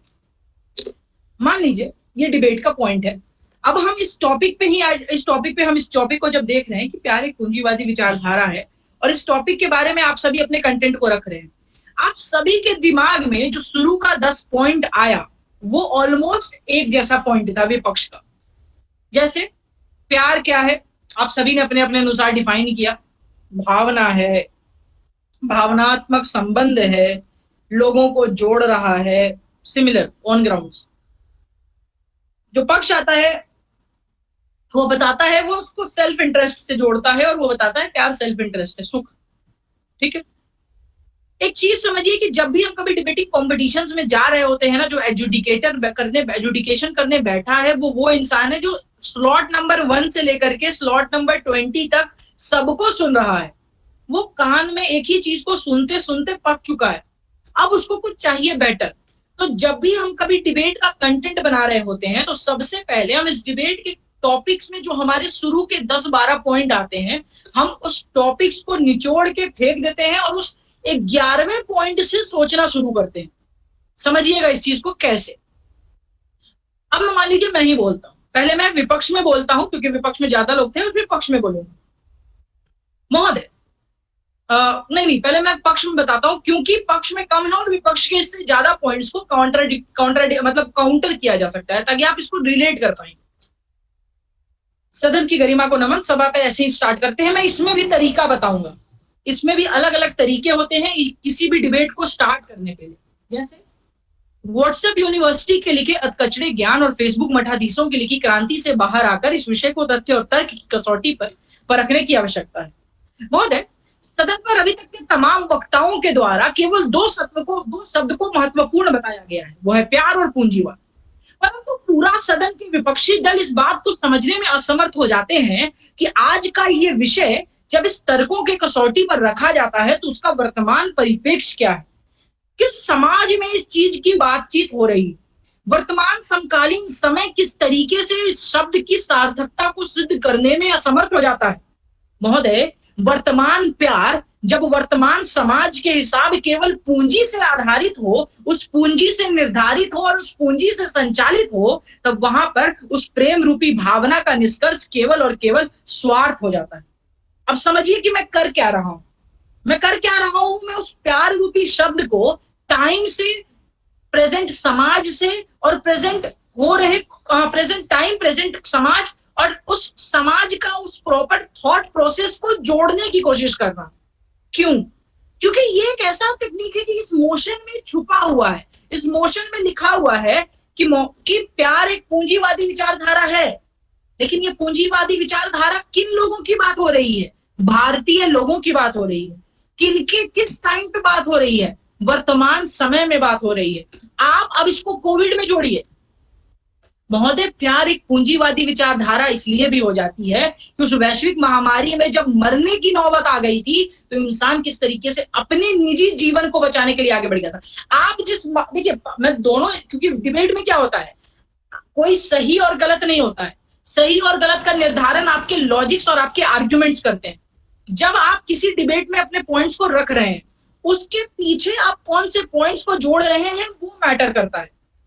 आप अगर अपने पॉइंट को वर्तमान समय से जोड़ रहे हैं कि भारतीय समाज कैसा है, आज का वर्तमान समय कैसा है, वर्तमान समय में पूंजी किस तरीके से समझी जाती है, वर्तमान समय में प्यार क्या होता है, अब इसको और सरकाज़म में जोड़िए। महोदय, जब अपने आप में एक लोगों को महबूबा और हमसफर की उपाधि दे दी जाती है और उस जद्दोजहद के बाद जब उसे प्यार से जोड़ दिया जाता है तो उसका भाव क्या निकलता है? तुम मेरी हो, तुम मेरे से बात करोगी, तुम मेरे साथ रहोगी, मेरे साथ घूमोगी, मेरे साथ खाओगी, मेरे साथ कहीं भी जाओगी। मतलब आप हर एक चीज का एक स्टैंप लेकर घूमते हैं किसी इंसान के ऊपर मारने के लिए, ताकि वो इंसान आपका हो जाए। आज का प्यार ऐसा हो गया। अब एक चीज समझो कि जब आप पक्ष में अपने पॉइंट्स दे रहे होते हैं तो सबसे पहले ये बहुत इंपॉर्टेंट होता है कि आपके पॉइंट्स इस तरीके से हो जो बाकी लोगों का कॉमन डेफिनेशन जो आ रहा है सदन में, उससे थोड़ा हटके हो। सब आकर के क्या कर रहे हैं? सब आके डिफाइन कर रहे हैं नॉर्मल प्यार। महोदय, प्यार क्या है? प्यार एक भावनात्मक संबंध है, प्यार अपने आप में लोगों को जोड़ता है, प्यार समाज को आगे बढ़ाता है। महोदय, ऐसा कुछ नहीं है। वर्तमान समय में आप एक चीज समझिए, हम किन समाज में रह रहे हैं। सबसे पहले समाज समझाओ। आज का समाज अर्थ से संचालित होता है महोदय। समाज कैपिटलिस्ट इकोनॉमी के आधार पर ग्रो कर रहा है। समाज में पूंजी की महत्व इतनी ज्यादा है क्योंकि एक मानव को समाज में रहना है तो उसको अपने निजी जीवन को आगे बढ़ाने के लिए पूंजी की आवश्यकता होती है। प्यार से उसके 2 वक्त का खाना नहीं बढ़ेगा, उसको रहने के लिए, जीने के लिए उसी पूंजी के रूप में समाज से जुड़ना पड़ेगा और उसको आगे बढ़ना पड़ेगा। अब हम प्यार को क्या डिफाइन करते हैं? प्यार क्या होता है? प्यार एक तरीके का क्या है? प्यार का मतलब क्या होता है? अगर आप पक्ष में हैं तो आप बताइए कि प्यार अपने आप में दो इंसानों की महत्वाकांक्षाओं को जोड़ के उसे पूर्ण करने के संबंध को प्यार कहा जाता है। दो मानवीय संबंध को पूर्ण करके उसे भावनात्मक रूप से, भावनात्मक छोड़िए उसे, आप केवल उसे बोल दीजिए कि दो मानवीय संबंधों को जोड़ करके उसे अपने महत्वाकांक्षाओं की पूर्ति करने का साधन प्यार है। मैंने क्या किया, उस प्यार को भी अपने अनुसार डिफाइन कर दिया। जब भी आप पीडी में क्या करते हैं, पार्लियामेंट्री डिबेट में इसी चीज को करते हैं। कोई भी टॉपिक जहां पर लग रहा है कि अपोजिशन बहुत बड़ा है, उसमें आप उसके टर्म को बहुत ही प्रैक्टिकल रियलिटी से सोचते हैं। आप एक चीज समझिए, आप जिस ममता की बात कर रहे हैं, आप जिस बात कर रहे हैं कि आप भगवान से प्यार करते हैं, आप भगवान की तरफ आसक्त हैं, आप भगवान से जुड़े हुए हैं, मगर वो प्यार नहीं है। क्यों? क्योंकि आप एक आदर्शवादी समाज में नहीं बैठे हैं, आप बैठे हैं एक वर्तमान समाज में, वर्तमान समकालीन समाज, जहां पर पूंजी की, जहां पर एक अपने आप में एक योग वाले कमरे से या मेडिटेशन वाले कमरे से बाहर निकलकर आपको अपने पेट और निजी दिनचर्या के लिए कार्य करना पड़ता है, जहां पर कोई आप किस वर्ण से हैं, किस रूप से हैं, उससे नहीं, आपकी इकोनॉमी और आपकी मनी की कितनी वैल्यू है, उससे आपकी हैसियत को आका जाता है, और उससे आपको उसी हिसाब से आपकी योग्यता, आपकी निष्कर्षता, आपकी सारी रूप चीजें निर्धारित होती हैं। तो ये टर्म कौन दे रहा है? ये सारा टर्म का जो लेवल लगा रहा है, ये प्यार लगा रहा है। और ये प्यार क्यों लगा रहा है? क्योंकि टाइम ऐसा है, क्योंकि सोसाइटी ऐसा है। तो इस तरीके से हम अपने डिबेट को थोड़ा सा हट के बनाएंगे। क्यों? क्योंकि अभी तक जितने लोग हमारे पहले बोल के गए हैं, सब क्या बता रहे? सब प्यार बता रहे, भावनात्मक बता रहे। आपको ही क्यों हम बेस्ट डिबेटर या फिर फॉर द मोशन के बेस्ट स्पीकर के रूप में अवार्ड दें? क्योंकि याद रखिए, जो 10 से 12 पॉइंट्स सब बोल रहे हैं, वो तो कॉमन है, वो तो सब कोई बोल रहा है, उसमें कुछ हटके नहीं है। आपकी और आपके पॉइंट्स कुछ हटके होने चाहिए। तो सबसे पहले एक चीज है कि भाई, सबसे पहले किसी भी डिबेट में, कोई भी डिबेट हो, उसका टाइम समझिए, उस टाइम के साथ उसके समाज को समझिए। मान लीजिए हम बात कर रहे हैं वर्तमान समय में और वर्तमान समाज की, तो भाई अगर यहाँ पर दो शब्द हैं, प्यार और पूंजीवादी, तो आप ये बताइए कि महोदय यहाँ पर उस दो शब्दों का 4 सार निकल रहा है। और वो 4 सार क्या है? वो आपका है कि भाई आज के समय में प्यार क्या होता है, आज के समय में समाज किस तरीके से उस प्यार को परसीव कर रहा है, समाज कितना महत्वाकांक्षी है, समाज कितना स्वार्थ रूपी है, कैसे एक के प्यार से आगे बढ़ रहा समाज दूसरे के लिए निगेटिव रूप में आगे बढ़ने लग जाता है। आज कैसे समाज में पैसे का जो क्लास स्ट्रगल चल रहा है, वो कितना बड़ा रूप लेते चला जा रहा है। तो मतलब क्या हुआ कि आप इस टॉपिक को तोड़ने के ऊपर फोकस कर रहे हैं। जितना ज्यादा आप इस टॉपिक को तोड़ेंगे, उतना ज्यादा आप इस चीज को समझ पाएंगे। अब जैसे हम थोड़ा सा और ऊपर आते हैं, ये समझ में आ रहा है जो मैं बोल रहा हूँ? वो समझ में आ रहा है ना? जी भैया। हाँ ठीक है। क्योंकि देखिए, इस चीज को समझना बहुत जरूरी है कि आपका पॉइंट, आपका वे ऑफ आर्ग्यूमेंट, या आपका आर्ग्यूमेंट का जो फ्रेमवर्क है, वो कितना सही रूप से बन पा रहा है। आपका अगर आर्ग्यूमेंट का फ्रेमवर्क सही होगा, तो आप उसमें और बेटर कर पाएंगे। जब भी हम मोशन में बताए, अब एक चीज समझिए, अब इसको हम पीडी के रूप से लेके बहुत चल रहे हैं। अगर इस मोशन में पक्ष का प्रथम वक्ता आया, पक्ष का वक्ता आता है और आकर के बताता है कि भाई देखिए, सबसे पहले समझिए कि प्यार क्या है, तो मतलब उसको इस प्यार क्या है इस शब्द को बताने के पहले बताना पड़ेगा कि महोदय आज के सदन को नमन, सबसे पहले हमें समझने की आवश्यकता है कि भारतीय समाज कैसा है। क्योंकि ये पूरा का पूरा संदर्भ और विषय भारतीय समय के अनुसार हो रहा है, तो भारतीय समाज कैसा है और वर्तमान समय में किस तरीके से समकालीन परिस्थितियां क्या क्या है, स्वास्थ्य संबंधित समस्याएं क्या है, मानव का मानवीय विकास कितना रूप में हो पा रहा है, और मानव के पास कितनी परेशानियां हैं, किन किन चीजों से मानव जूझ रहा है। अब इन दोनों के कॉन्टेक्स्ट को जोड़िए आप उस प्यार रूपी पूंजीवादी विचारधारा से। अब उस पूंजीवादी विचारधारा तक हम कैसे पहुंचेंगे? उस पूंजीवादी को एक्सप्लेन करेंगे। पूंजीवादी क्या है महोदय? एक अर्थ के रूप में संचालित की गई एक ऐसा चैनल जो कि कहीं ना कहीं लोगों को केवल पूंजी से ही लोगों को जोड़ने का काम करती है। वो भावनात्मक पूंजी हो, वो आर्थिक पूंजी हो, वो शारीरिक पूंजी हो, वो सामाजिक पूंजी हो और राजनीतिक पूंजी हो। अब वो है पूंजी। अब उस पूंजी से जब इंसान जुड़ रहा है तो कोई भी संबंध को जो आंकने का पैमाना है वो पूंजी ही है। किसी भी चीज की जो वैल्यू है वो आप हमेशा इसी आधार पे आंकते हैं। तो हमने क्या किया कि हमने अपने पॉइंट्स को उस हिसाब से जोड़ा। एक पार्लियामेंट्री डिबेट में सबसे ज्यादा इंपॉर्टेंट होता है कि आप अपने उस मोशन को टाइम और फ्रेम के साथ तोड़ते हुए आगे बढ़े। कोई भी मोशन हो, आप जितना बेहतर तरीके से उस मोशन को तोड़ेंगे, उस मोशन को सेग्रीगेट करके बढ़ेंगे, आपको समझ में आएगा कि उस मोशन के हर एक शब्द को बैठाया क्यों गया है। कई बार डिबेट फंसता है ही और भी पे भी। ही मतलब कंपलसरी, भी मतलब एक ऑप्शन। जैसे यह चीज जैसे इसको ऐसे समझ लीजिए कि यह सदन मानता है कि केवल महिलाओं के लिए ही वुमेन्स कॉलेज होने चाहिए, या यह सदन मानता है कि पुरुषों के लिए भी वुमेन्स कॉलेज मेंस कॉलेज होने चाहिए। जैसे वुमेन्स कॉलेज है वैसे मेंस कॉलेज भी होने चाहिए, केवल मेंस के लिए। तो अगर आप इस तरह के टॉपिक्स पे डिबेट कर रहे हैं तो यहाँ पर ही और भी के भी कॉन्सेप्ट को बहुत समझने की जरूरत है।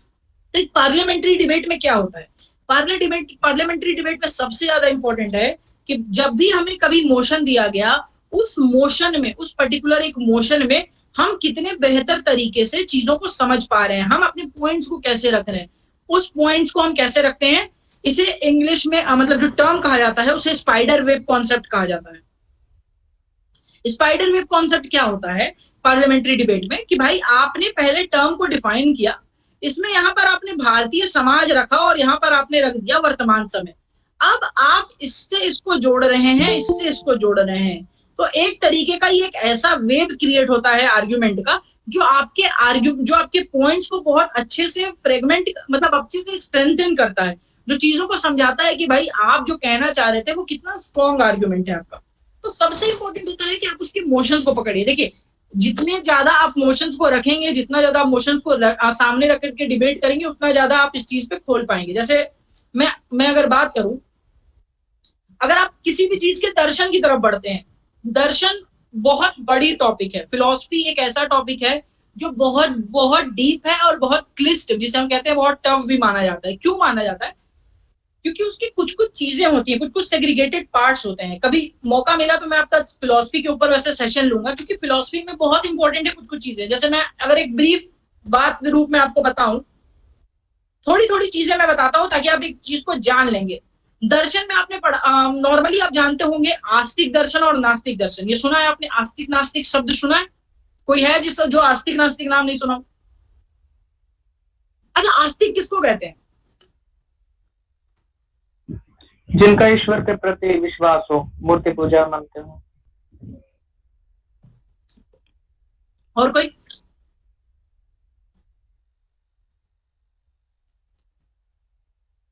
देखिए, वो लोगों को पता नहीं है, मैं अब वही चीज बता रहा हूँ कि थोड़ा सा चीज है ना, दो चीजों पे आपको काम करना पड़ेगा, एक पढ़ने पे और थोड़ा सा आपको अपने आर्गुमेंट्स को सही रूप में जानने पे।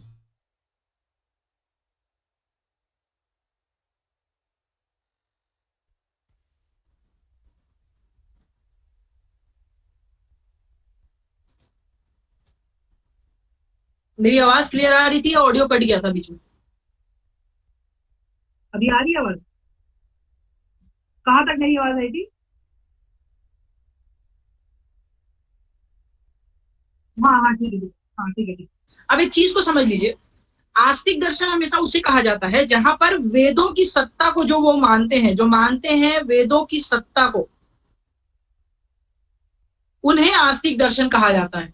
जो वेदों की सत्ता को नहीं मानते उन्हें नास्तिक दर्शन कहा जाता है। जैसे आपने कहा कि जो ईश्वर में नहीं मानता है उन्हें नास्तिक। एक मैं बात बता देता हूं, आप लोग जान जाएंगे। जो सांख्य है, सांख्य को ईश्वरीय सत्ता में बिलीव नहीं है, सांख्य दर्शन आप सुनेंगे आगे चल के, लेकिन इसे आस्तिक दर्शन कहा जाता है। आस्तिक दर्शन 6 होते हैं, कभी बताऊंगा मैं सेशन जब कभी लूंगा तो अच्छे से उसमें समझाऊंगा। जैसे वैशेषिक होता है, पूर्व मीमांसा होता है, उत्तर मीमांसा होता है, सांख्य दर्शन होता है, योग दर्शन होता है, न्याय दर्शन होता है। फिर नास्तिक में 3 दर्शन होते हैं, चार्वाक दर्शन, बौद्ध दर्शन, जैन दर्शन। इसके अंदर 16 प्रमाणों की बात की गई है। प्रमाण मतलब कि आप किसी चीज, जैसे आपने सुना है डिबेट में बहुत ज्यादा हम क्या यूज करते हैं कि भाई हम कोई भी बात करेंगे तो केवल तर्क पे बात करेंगे। तर्क is one of the part of 16 प्रमाण। किसी भी चीज को जज करने के लिए, किसी भी चीज को मानने के लिए 16 पार्ट बताए गए हैं। अब जैसे मैं बताऊंगा तो मतलब इस पे, जैसे प्रमाण है, प्रमेय, मैंने ऐसे नाम बोल देता हूँ, प्रमाण है, प्रमेय, संशय, उपसर्ग, सिद्धांत, दृष्टांत, निर्णय, जट, कल्प, वितंडा, हेत्वावाद, बहुत सारी चीज, 16 नाम है ये। अब इन सारे पार्ट पे आपके आर्ग्यूमेंट्स बनाए जाते हैं। जब आप इन पे आर्ग्यूमेंट बजाते हैं तब जाकर के आपका पूरा का पूरा कंटेंट बनता है, जब तब जाकर के आप किसी चीज को परसीव कर पाते हैं। हम लोग, इसमें एक तर्क भी आता है, इन 16 पदार्थों में एक पदार्थ तर्क भी है। तो ये बात होती है कब, ये आता है कि भाई हम लोग एक तर्क पे बात करेंगे, तो बाकी के 15 चीजों में तो हम बिलीव ही नहीं करते हैं। प्रमाण का क्या हो गया, प्रमाण मतलब कि किसी चीज का हमारा प्रूफ हो। प्रमाण के बाद आपने सुना होगा अनुमान। अनुमान क्या होता है, आप किसी चीज को गेस करते हैं। तो ये सारी चीजें जो होती हैं, ये होता है जिसको हम प्रमाण के रूप में मानते हैं। ये दर्शन का बहुत बड़ा पार्ट है, जो क्योंकि दर्शन में घुसेंगे तो फिर पूरा दर्शन पे ही चला जाएगा। मेन आप इस मोशन को समझिए। जब हमने मोशन को पकड़ा, हमने क्या किया कि हमने सबसे पहले पक्ष की चीजों को रखा, पक्ष के पूरे कंटेंट को रखा, हमने अपने पॉइंट्स को बताया। अब उसके बाद जब एक ओपोजिशन में आ रहे हैं, ओपोजिशन का सबसे बड़ा रोल है कि पक्ष जो टर्म्स और चीजों को डिफाइन करके जा रहा है एग्जैक्ट, मान लो पक्ष ने डिफाइन किया प्यार को, पक्ष ने डिफाइन किया पूंजीवादी को,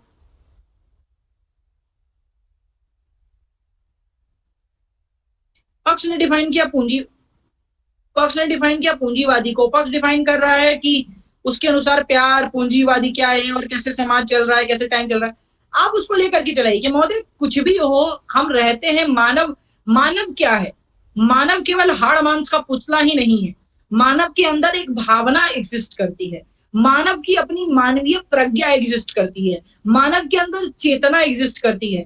मानव भले एक भौतिक रूप से संचालित हो रहा है, लेकिन आंतरिक रूप से वो अभी भी अपने अंदर भावना रखता है, अपने अंदर करुणा रखता है, अपने अंदर दया रखता है, अपने अंदर संवेदनाएं रखता है, वो इमोशंस रखता है। मानव इमोशनलेस नहीं है, रोबोट नहीं है। समाज में रहता है तो समाज में जोड़ने का काम क्या करता है, ये वही उसी का प्रेम, उसी की दया करती है। तो आप उसको विपक्ष के प्यार को एक चीज को बताते हैं। अब हम बताते हैं कि ठीक है, हम मानते हैं कि समाज में पूंजीवादी विचारधारा है, समाज में पूंजीवादी रूप से समाज आगे बढ़ रहा है, लेकिन आप एक चीज समझिए कि आप उससे प्यार को नहीं आ सकते। क्यों नहीं आ सकते? क्योंकि मानवीय संवेदनाएं जो हैं वो मानव के उस समाज रूपी संचालन में बहुत ही कार्यरत रूप से सिद्ध करती हैं। महोदय पूंजी कब आया? आप एक चीज समझिए कि पूंजी, आज हम वर्तमान समय में हम बात कर रहे हैं, लेकिन पूंजी जब नहीं भी था तब भी मानवीय सभ्यता का एग्जिस्टेंस था, मानव का एग्जिस्टेंस था। मानव अपनी भावनाओं के रूप में किसी का सम्मान करता है, किसी चीज को आगे लेकर बढ़ता है। तो वो पूरा का पूरा जो पक्ष का एक पॉइंट था, आप उसका काउंटर देते हैं।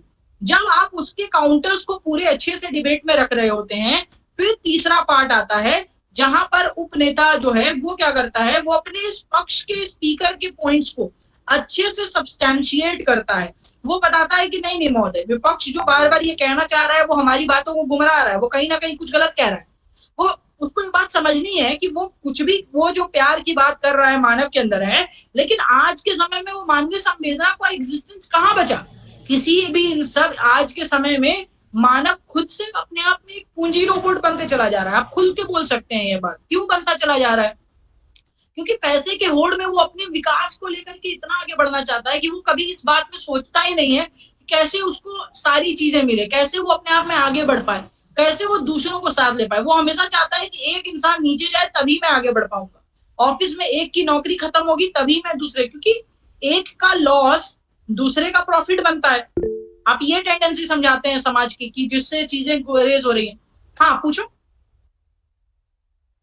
भैया अगर मान लीजिए पक्ष आके प्यार को मतलब डाइवर्स तरीके से डिफाइन करता है, प्यार मतलब भाई बहन में प्यार, माता पिता में प्यार, मतलब माँ और बेटे में प्यार, मतलब इस तरीके से डिफाइन करता है।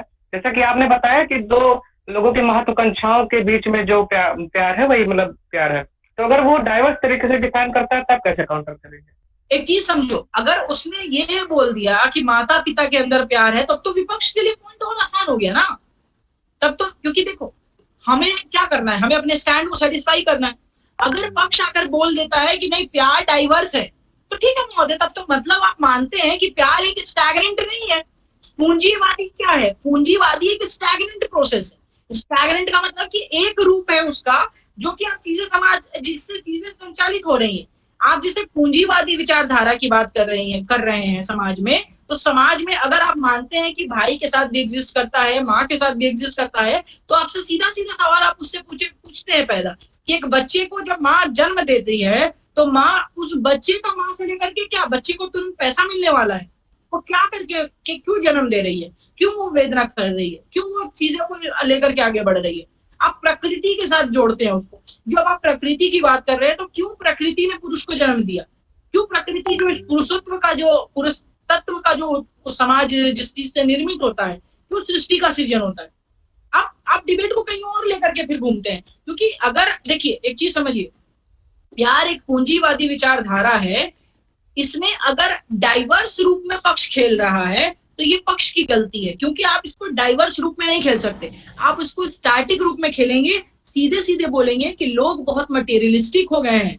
आज का इंसान वो इंसान नहीं है जो बहुत इमोशन लेकर के आगे बढ़ता था।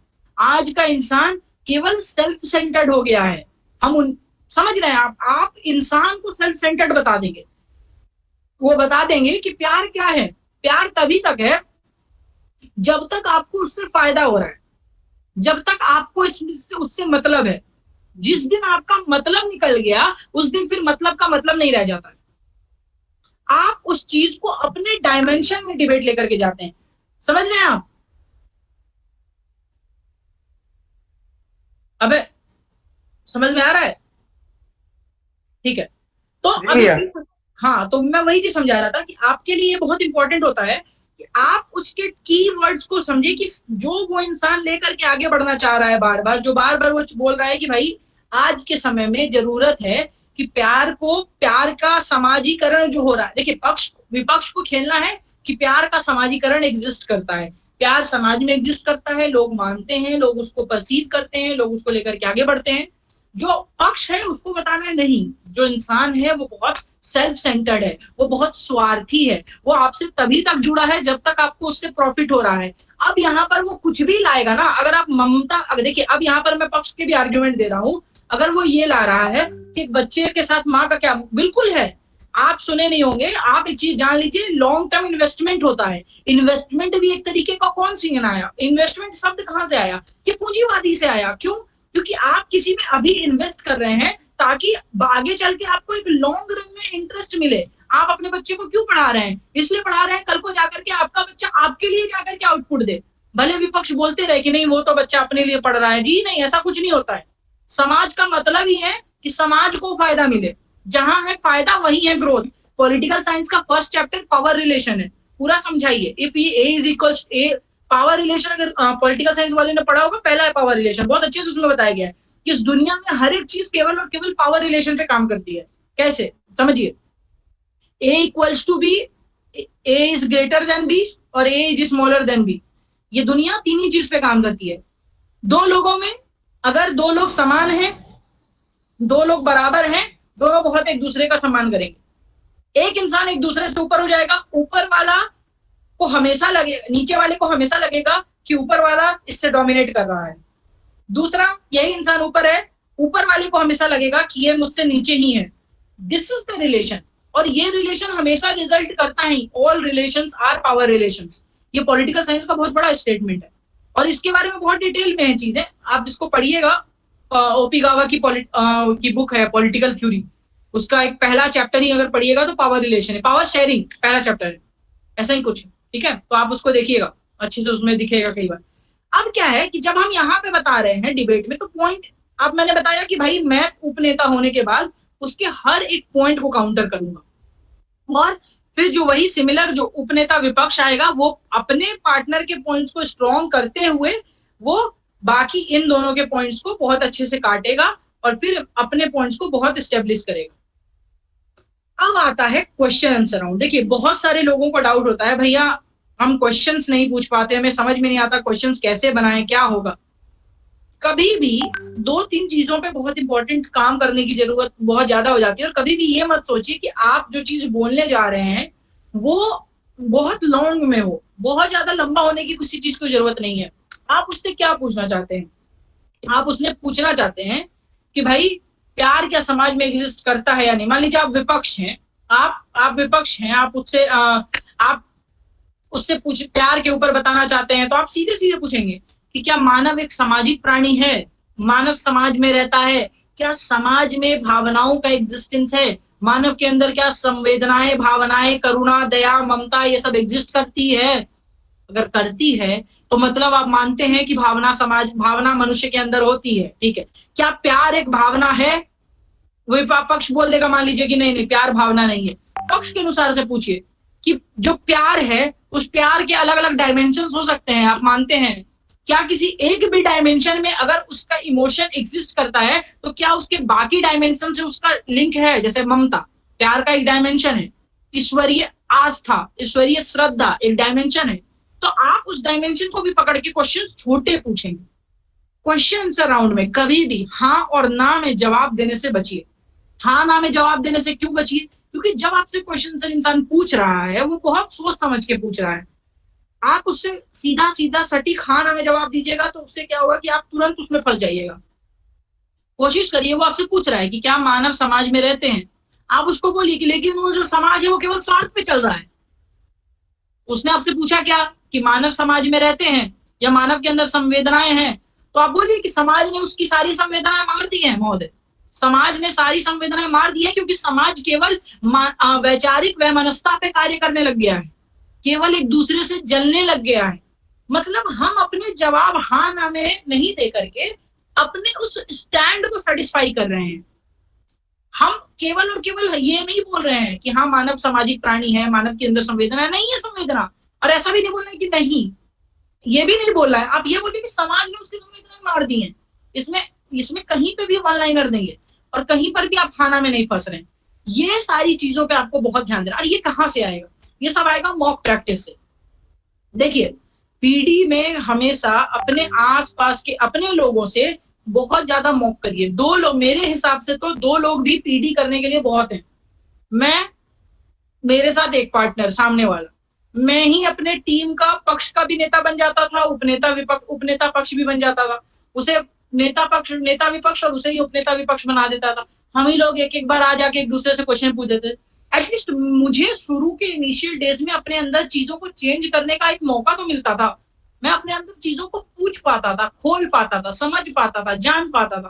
तो वो कहाँ से आता था? वो तब आता था जब आप अंदर से अपने कंटेंट को लाते थे, अपने अंदर से चीजों को ला करके रखते थे। तब आपको समझ में आता था कि ये चीजें क्या एग्जिस्ट करती हैं, क्या है आपका पॉइंट है कि आप जितना ज्यादा आप प्रैक्टिस करेंगे तब आपको उस मोशन को समझ में आएगा। 3-4 चीजों पे सबसे ज्यादा बिलीव करिए। कभी भी किसी कॉम्पिटिशन्स में अगर कोई मोशन दिया गया है, उस मोशंस को कम से कम तो भाई 10 बार पढ़िए। 10 बार पढ़ेंगे, हर बार आपको कुछ ना कुछ नया पॉइंट आएगा। और उस 10 बार पढ़ने के बाद जो इनिशियल आपके पॉइंट्स 5 से 7 आते हैं, 7 पॉइंट्स 8 पॉइंट जो आपके आ रहे हैं, समझ लीजिए वो ऐसे पॉइंट्स हैं जो सबको आते हैं। कुछ हटके कुछ एक उस 9वें और 10वें पॉइंट से चीजों को सोचना स्टार्ट करिए। जब आप उस 9वें 10वें पॉइंट से चीजों को सोचना स्टार्ट करेंगे तब आपको समझ में आएगा कि आखिर इस डिबेट का कोर क्या है। हर एक मोशन बनाने के समय जो भी मोशन का निर्माण होता है, कोई ना कोई शब्द जो उसके बगल में डाला जाता है, बहुत सोच समझ कर डाला जाता है। कोई भी मोशन, जैसे आप एक काम करते हैं, हम लोग आपका कोई एक मोशन लेते हैं, चैट बॉक्स में किसी के पास भी कोई एक मोशन है तो डाल दीजिए। 1-2 मिनट ले लीजिए, एक कोई मोशन जो आपको लगता है कि इस पे भैया एक बार देखने की जरूरत है तो आप डाल दीजिए, आपके अनुसार जो भी हो।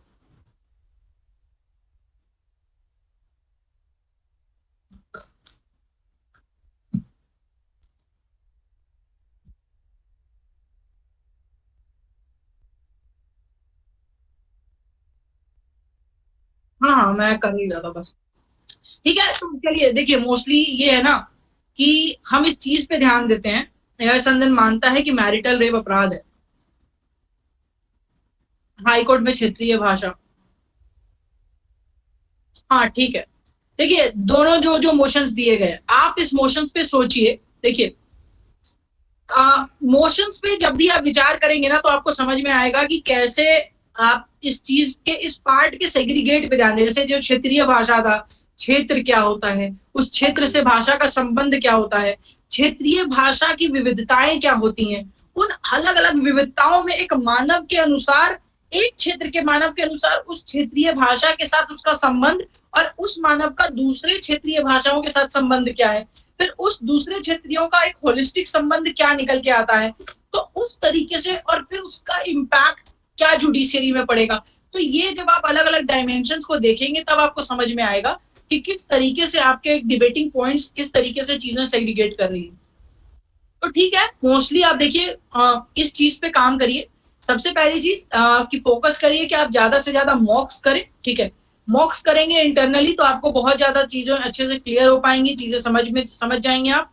और इन मॉक्स के साथ जब आप मॉक्स करेंगे और कहीं भी किसी मोशंस को लेकर के कभी आपको डाउट हो, तो आप मुझ तक रीच कर सकते हैं। बहुत ज्यादा को मैं सेशन की लास्ट में, या फिर आप ओसी से कांटेक्ट कर लीजिएगा, अरशद से, अभय से, किसी से भी, उनके पास मेरा कांटेक्ट नंबर है, अब आपको वो दे देंगे। किसी भी मोशन में अगर आपको इंडिविजुअल लेवल पे भी कभी मुझसे हेल्प चाहिए होगी, या फिर जानना होगा कि भैया मैं अपनी ग्रोथ कहाँ से कर पाऊँ, तो आप मुझ तक रीच कर सकते हैं, क्योंकि सबसे इंपॉर्टेंट है आपका इंटरेस्ट और आपकी सोचने की तरीके। तो उस तरीके से जब आप चीजों में जुड़ेंगे, जब आप चीजों को समझेंगे, तो आप ग्रो कर पाएंगे। ठीक है, तो ये एक बेसिकली पूरा का पूरा फॉर्मेट था, क्वेश्चन सर और ये सारी चीजें, पीटी फॉर्मेट, और मैंने आपको बताया कि कैसे मोशंस को तोड़ा जाता है। इस तरीके से आप इसको प्रैक्टिस करिए, मॉक्स करिए, और फिर जब आप कभी ऐसा होगा कि कभी आप पीटी करेंगे और मैं एजुकेशन करूंगा, तो फिर आपको क्लियर मैं उस दौरान भी बता पाऊंगा कि कहाँ आपकी गलतियां रही। तो इस तरीके से आप और प्रैक्टिस करिए और आप बेहतर कर पाएंगे। ठीक है, और क्योंकि अभी समय का टाइम अभी कम है, तो ऑब्वियसली बात है, चीजें थोड़ा क्रक्स करके हम चल रहे हैं, भैया थोड़ा सा और समय ले लीजिए, कोई दिक्कत नहीं है वैसे। देखिए सुनिए, मैं बता रहा हूँ वही चीज कि मोस्टली किस चीज पे फोकस करिए कि आपको जो भी डाउट होगा ना, आप मुझ तक पहुंचने के लिए कोई बहुत बड़ा कोई दिक्कत नहीं आने वाला किसी के पास। ठीक है, आपकी खुद की, अभी मैंने एक ओवरव्यू दे दिया सब चीजों का कि क्या टूर्नामेंट्स के फॉर्मेट्स होते हैं, सीडीज पीडीज के मोशंस में कौन कौन सी बारीकियों पे हमें ध्यान देना है, किस तरीके से हम आउट ऑफ द बॉक्स जाकर के हमेशा सोचने की कोशिश करें, हमारे मोशंस के अंदर कौन कौन सी बारीकियां हैं जहां पर हमें किस तरीके से अपने पॉइंट्स रखने हैं। अब सबसे इंपॉर्टेंट है उनका प्रैक्टिस। उनका आप जब प्रैक्टिस करेंगे तब आप एक निष्कर्ष तक पहुंच पाएंगे कि भाई अब मुझे यहाँ पर कहाँ काम करना है। कभी आपको ऐसा रहा, आप 2 लोग प्रैक्टिस करिए, आप अपना ऑडियो, या फिर कोई डिबेट है, कोई पर्टिकुलर टॉपिक है, उस पर आप ऑडियो रिकॉर्ड करके मुझे भेज दीजिए, मैं आपको बता दूंगा आपकी कहाँ गलती है। ये क्योंकि डिबेट स्टार्ट तो होलिस्टिक रूप में होती है, बट इंडिविजुअल लेवल पर आप अपना ग्रोथ कर पाते हैं। सेशंस 12 लोगों ने लिया या 15 लोगों ने लिया, उससे जरूरी नहीं कि 15 के 15 तक मेरी वैल्यूज सबके सेम रूप में पहुंचे। जैसे क्लास में पढ़ने वाले 60 लोग होते हैं, बट 60 लोगों का same level of interest, same level of compassion नहीं होता। तो आप अपने ग्रोथ से जब आप कनेक्ट करते हैं, तो आप अपने लिए बेटर हो पाते हैं, और दैट बेटरमेंट जो है ना, वो आपको इम्प्रूव करता है।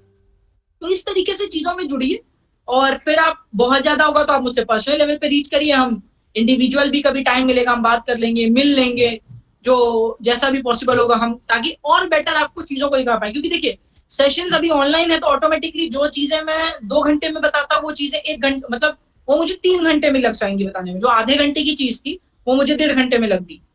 सेशन ऐसे हो जाते हैं। कभी अगर आपका किसी रामजस से कांटेक्ट होगा, तो आप कभी मेरे सेशंस के बारे में पूछिएगा, उनके सेशंस, उनसे बड़े रिव्यूज आपको थोड़े से ऐसे मिलेंगे जो आपको शायद डरा देंगे।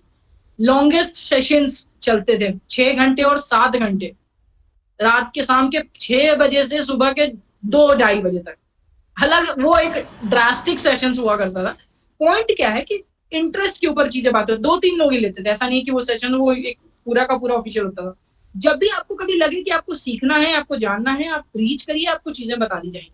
बट पॉइंट क्या है कि आप प्रैक्टिस करते रहिए। ठीक है, तो इस तरीके से हाँ पूछिए, कुछ पूछ रहे थे। अब जी भैया, ये थोड़ा वॉइस मॉड्यूलेशन पे थोड़ा बता दीजिए कि जैसे हम लोग डिबेट करते हैं तो उसमें वॉइस मॉड्यूलेशन का क्या रोल रहता है, कि वॉइस कैसी रखनी चाहिए, टोन कैसी रखनी चाहिए इस पे। अब सीडी में कोई वॉइस मॉड्यूलेशन की जरूरत नहीं पड़ती है, बट हम एक पॉइंट बोलते हैं कि सीडी में ना स्टार्टिंग तुम्हारा जो एक तुम्हारा एक वेव आता है किसी को कनेक्ट करने का, कनेक्शन मॉड्यूलेशन बहुत जरूरी है। जैसे मान लो मैं 20-15 स्लॉट तक सुन रहा हूँ, सब एक ही चीज बोल रहे हैं, मैं से सर पकड़ा हुआ हूँ। तुम स्टेज पर आते हो, तुम बोलते हो सदन की गरिमा को नमन महोदय, आज का जो प्रस्तावित विषय है, मैं सुनते ही समझ जाता हूँ यार ये भी वही चीज बोलेगा, तो मेरा कनेक्शन नहीं बन पा रहा तुमसे। अब मैं स्टार्ट करता हूँ, अध्यक्ष महोदय आज भी तक के तमाम वक्ताओं के द्वारा बताए गए वक्तव्य से केवल और केवल यही निष्कर्ष निकलता है कि अभी तक इस विषय की गंभीरता को तर्कों और तथ्यों की कसौटी पर परखा नहीं गया। हम गांधी के देश में रहते हैं और गांधी के रूप में, मान लो अहिंसा वाला डिबेट है कोई, उस टाइप से हम गांधी के देश में रहते हैं और कहीं ना कहीं जब इस शब्द की सार्वभौमिकता सदन में सिद्ध ना हो पाती है, जब मानव के हो रहे उत्पीड़न को तर्कों और कुतर्कों से नकार दिया जाता है, तो मैं ये निष्कर्ष तक आने में मुझे कभी भी विलंब ना होता कि कैसे आज के इस विषय को नकारात्मक रूप से एक निगेटिव इम्पैक्ट देते हुए आगे बढ़ा दिया गया है। आप इस तरीके से अपने चीजों को रखने की कोशिश करते हैं। पॉइंट क्या है कि आप एक कनेक्शन बनाते हैं, तो वो कनेक्शन आपके आर्ग्यूमेंट्स के स्टार्टिंग से बनेगा। आप अलग अलग तरीके होते हैं, मैंने बताया कि भाई आप वो एक फ्रेम हो गया। फिर मैंने स्टार्टिंग में बताया था कि भाई बहुत ज्यादा डिबेट है, आप सीधे बोलते हैं कि अभी व्हाट्सएप यूनिवर्सिटी के कचड़े ज्ञान और फेसबुक मठाधीशों की लिखी क्रांति से बाहर आइए और इस विषय को तर्कों की कसौटी पर परखिए। या फिर आप स्टेट करते हैं कोई की महोदय सबसे कोई एक फिलोसफिकल का डिबेट या फिर कोई एक इंटेलेक्चुअल डिबेट है, आप कहते हैं कि महोदय रामचंद्र गुहा की एक किताब है भारत गांधी के बाद, बहुत खूबसूरती से गुहा बताते हैं कि भारत में गांधी की प्रासंगिकता बिल्कुल उसी तरीके से है जैसे मानव के लिए वायु। आप इस तरीके से डिबेट स्टार्ट करते हैं, तो टेक्निक अलग अलग है। वो टेक्निक कैसे आएंगे, वो टेक्निक आएंगे आपके थिंकिंग प्रोसेस से। आप सोचिए कि मैं कुछ हटके कैसे स्टार्ट करूं, कांटेक्ट करिए, रिच करिए, आपको और अलग अलग चीजों में बताऊंगा कि आप ऐसे स्टार्ट कर रहे हैं, थोड़ा सा यहाँ चेंज कर लीजिए, तो ऐसे आप बेटर कर पाएंगे। ठीक है जी भैया जी। ठीक है, अभी के सेशंस के लिए मेरी तरफ से इतना ही, और किसी का कोई सवाल होगा तो आप मुझसे पूछ सकते हैं। किसी का भी कोई क्वेश्चन है तो आप खुद पूछ सकते हैं, कैमरा ओपन करके, माइक ओपन करके। भैया एक चीज और होती है कि जब हम लोग पीडी करते हैं तो वहां पर एक होता है कि कितने अच्छे से पॉइंट्स रख सके, कितने ज्यादा रख सके। लेकिन कई बार होता है कि पॉइंट्स तो हम ज्यादा रख देते हैं लेकिन स्टेब्लिश करने में दिक्कत होती है। तो मतलब किस तरीके से ये 3-4 पॉइंट में ही बात रख के और अच्छे से स्टेब्लिश करने की कैसे कोशिश करें, मतलब ये थोड़ा सा बताइए। सबसे इम्पोर्टेंट होता है कि किसी भी पीडी टूर्नामेंट में, मैं आपको बताता हूँ,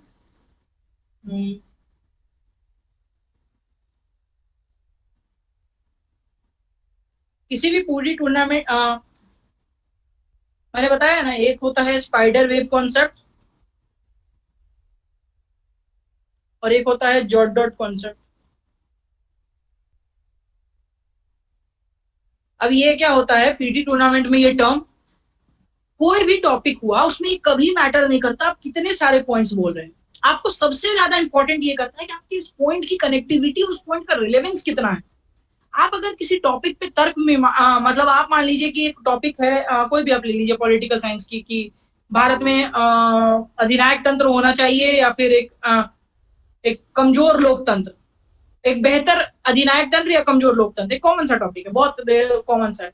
अब आप इस टॉपिक पे जब आप डिबेट कर रहे हैं, आप बताइए कि महोदय भारत कैसा देश है, भारत विविधताओं का देश है, उस विविधता का अर्थ क्या होता है। मतलब आप एक पॉइंट बताइए भारत कैसा देश है, उसकी विविधता। आप बताइए यहाँ के लोगों की जनसंख्या कितनी है। आप बताइए कि महोदय आज के समय में लोकतंत्र क्या होता है। आप बताइए अधिनायक तंत्र क्या होता है। फिर आप यहाँ से चीजों को जोड़ दीजिए कि क्योंकि महोदय भारत इन सारी चीजों को समझता है, तो निष्कर्ष यह निकलता है कि भारत में लोकतंत्र आवश्यक है, क्योंकि अधिनायक तंत्र हमेशा किस तरीके से नकारात्मक रूप ले ले। मानव है, वक्त के साथ बदल जाते हैं, हालात परिस्थितियों के साथ चीजों में परिवर्तन आ जाता है। तो आप इस स्पाइडर वेव को, कॉन्सेप्ट को जोड़ते हैं। फिर आप अगर कोई पॉइंट बोल रहे हैं, उस पॉइंट को बोलने के बाद आप बताते हैं कि महोदय इस विषय में जब हम बात समझ रहे होते हैं लोकतंत्र की, तो लोकतंत्र में हम बोलते हैं, हम आवाज उठाते हैं, हम सवाल करते हैं, हम चीजों को पूछते हैं, हम जवाब देते हैं। ये सारी चीजें हमें कहाँ से आती हैं, ये लोकतंत्र देता है। ये है हमारा डॉट डॉट पॉइंट, ये हमें बताता है कि उसके अंदर की चीजें क्या है। आप चीजों को धीरे धीरे एस्टेब्लिश करने के ऊपर काम करें। अपने 3 मिनट के समय को अच्छे से बांट दीजिए ताकि आपको पता चल जाए कि कब क्या बोलना है और किस रूप में बोलना है, आपको समझ में आ जाएगा। ओके भैया। और किसी का कोई प्रश्न हो तो आप पूछ सकते हैं।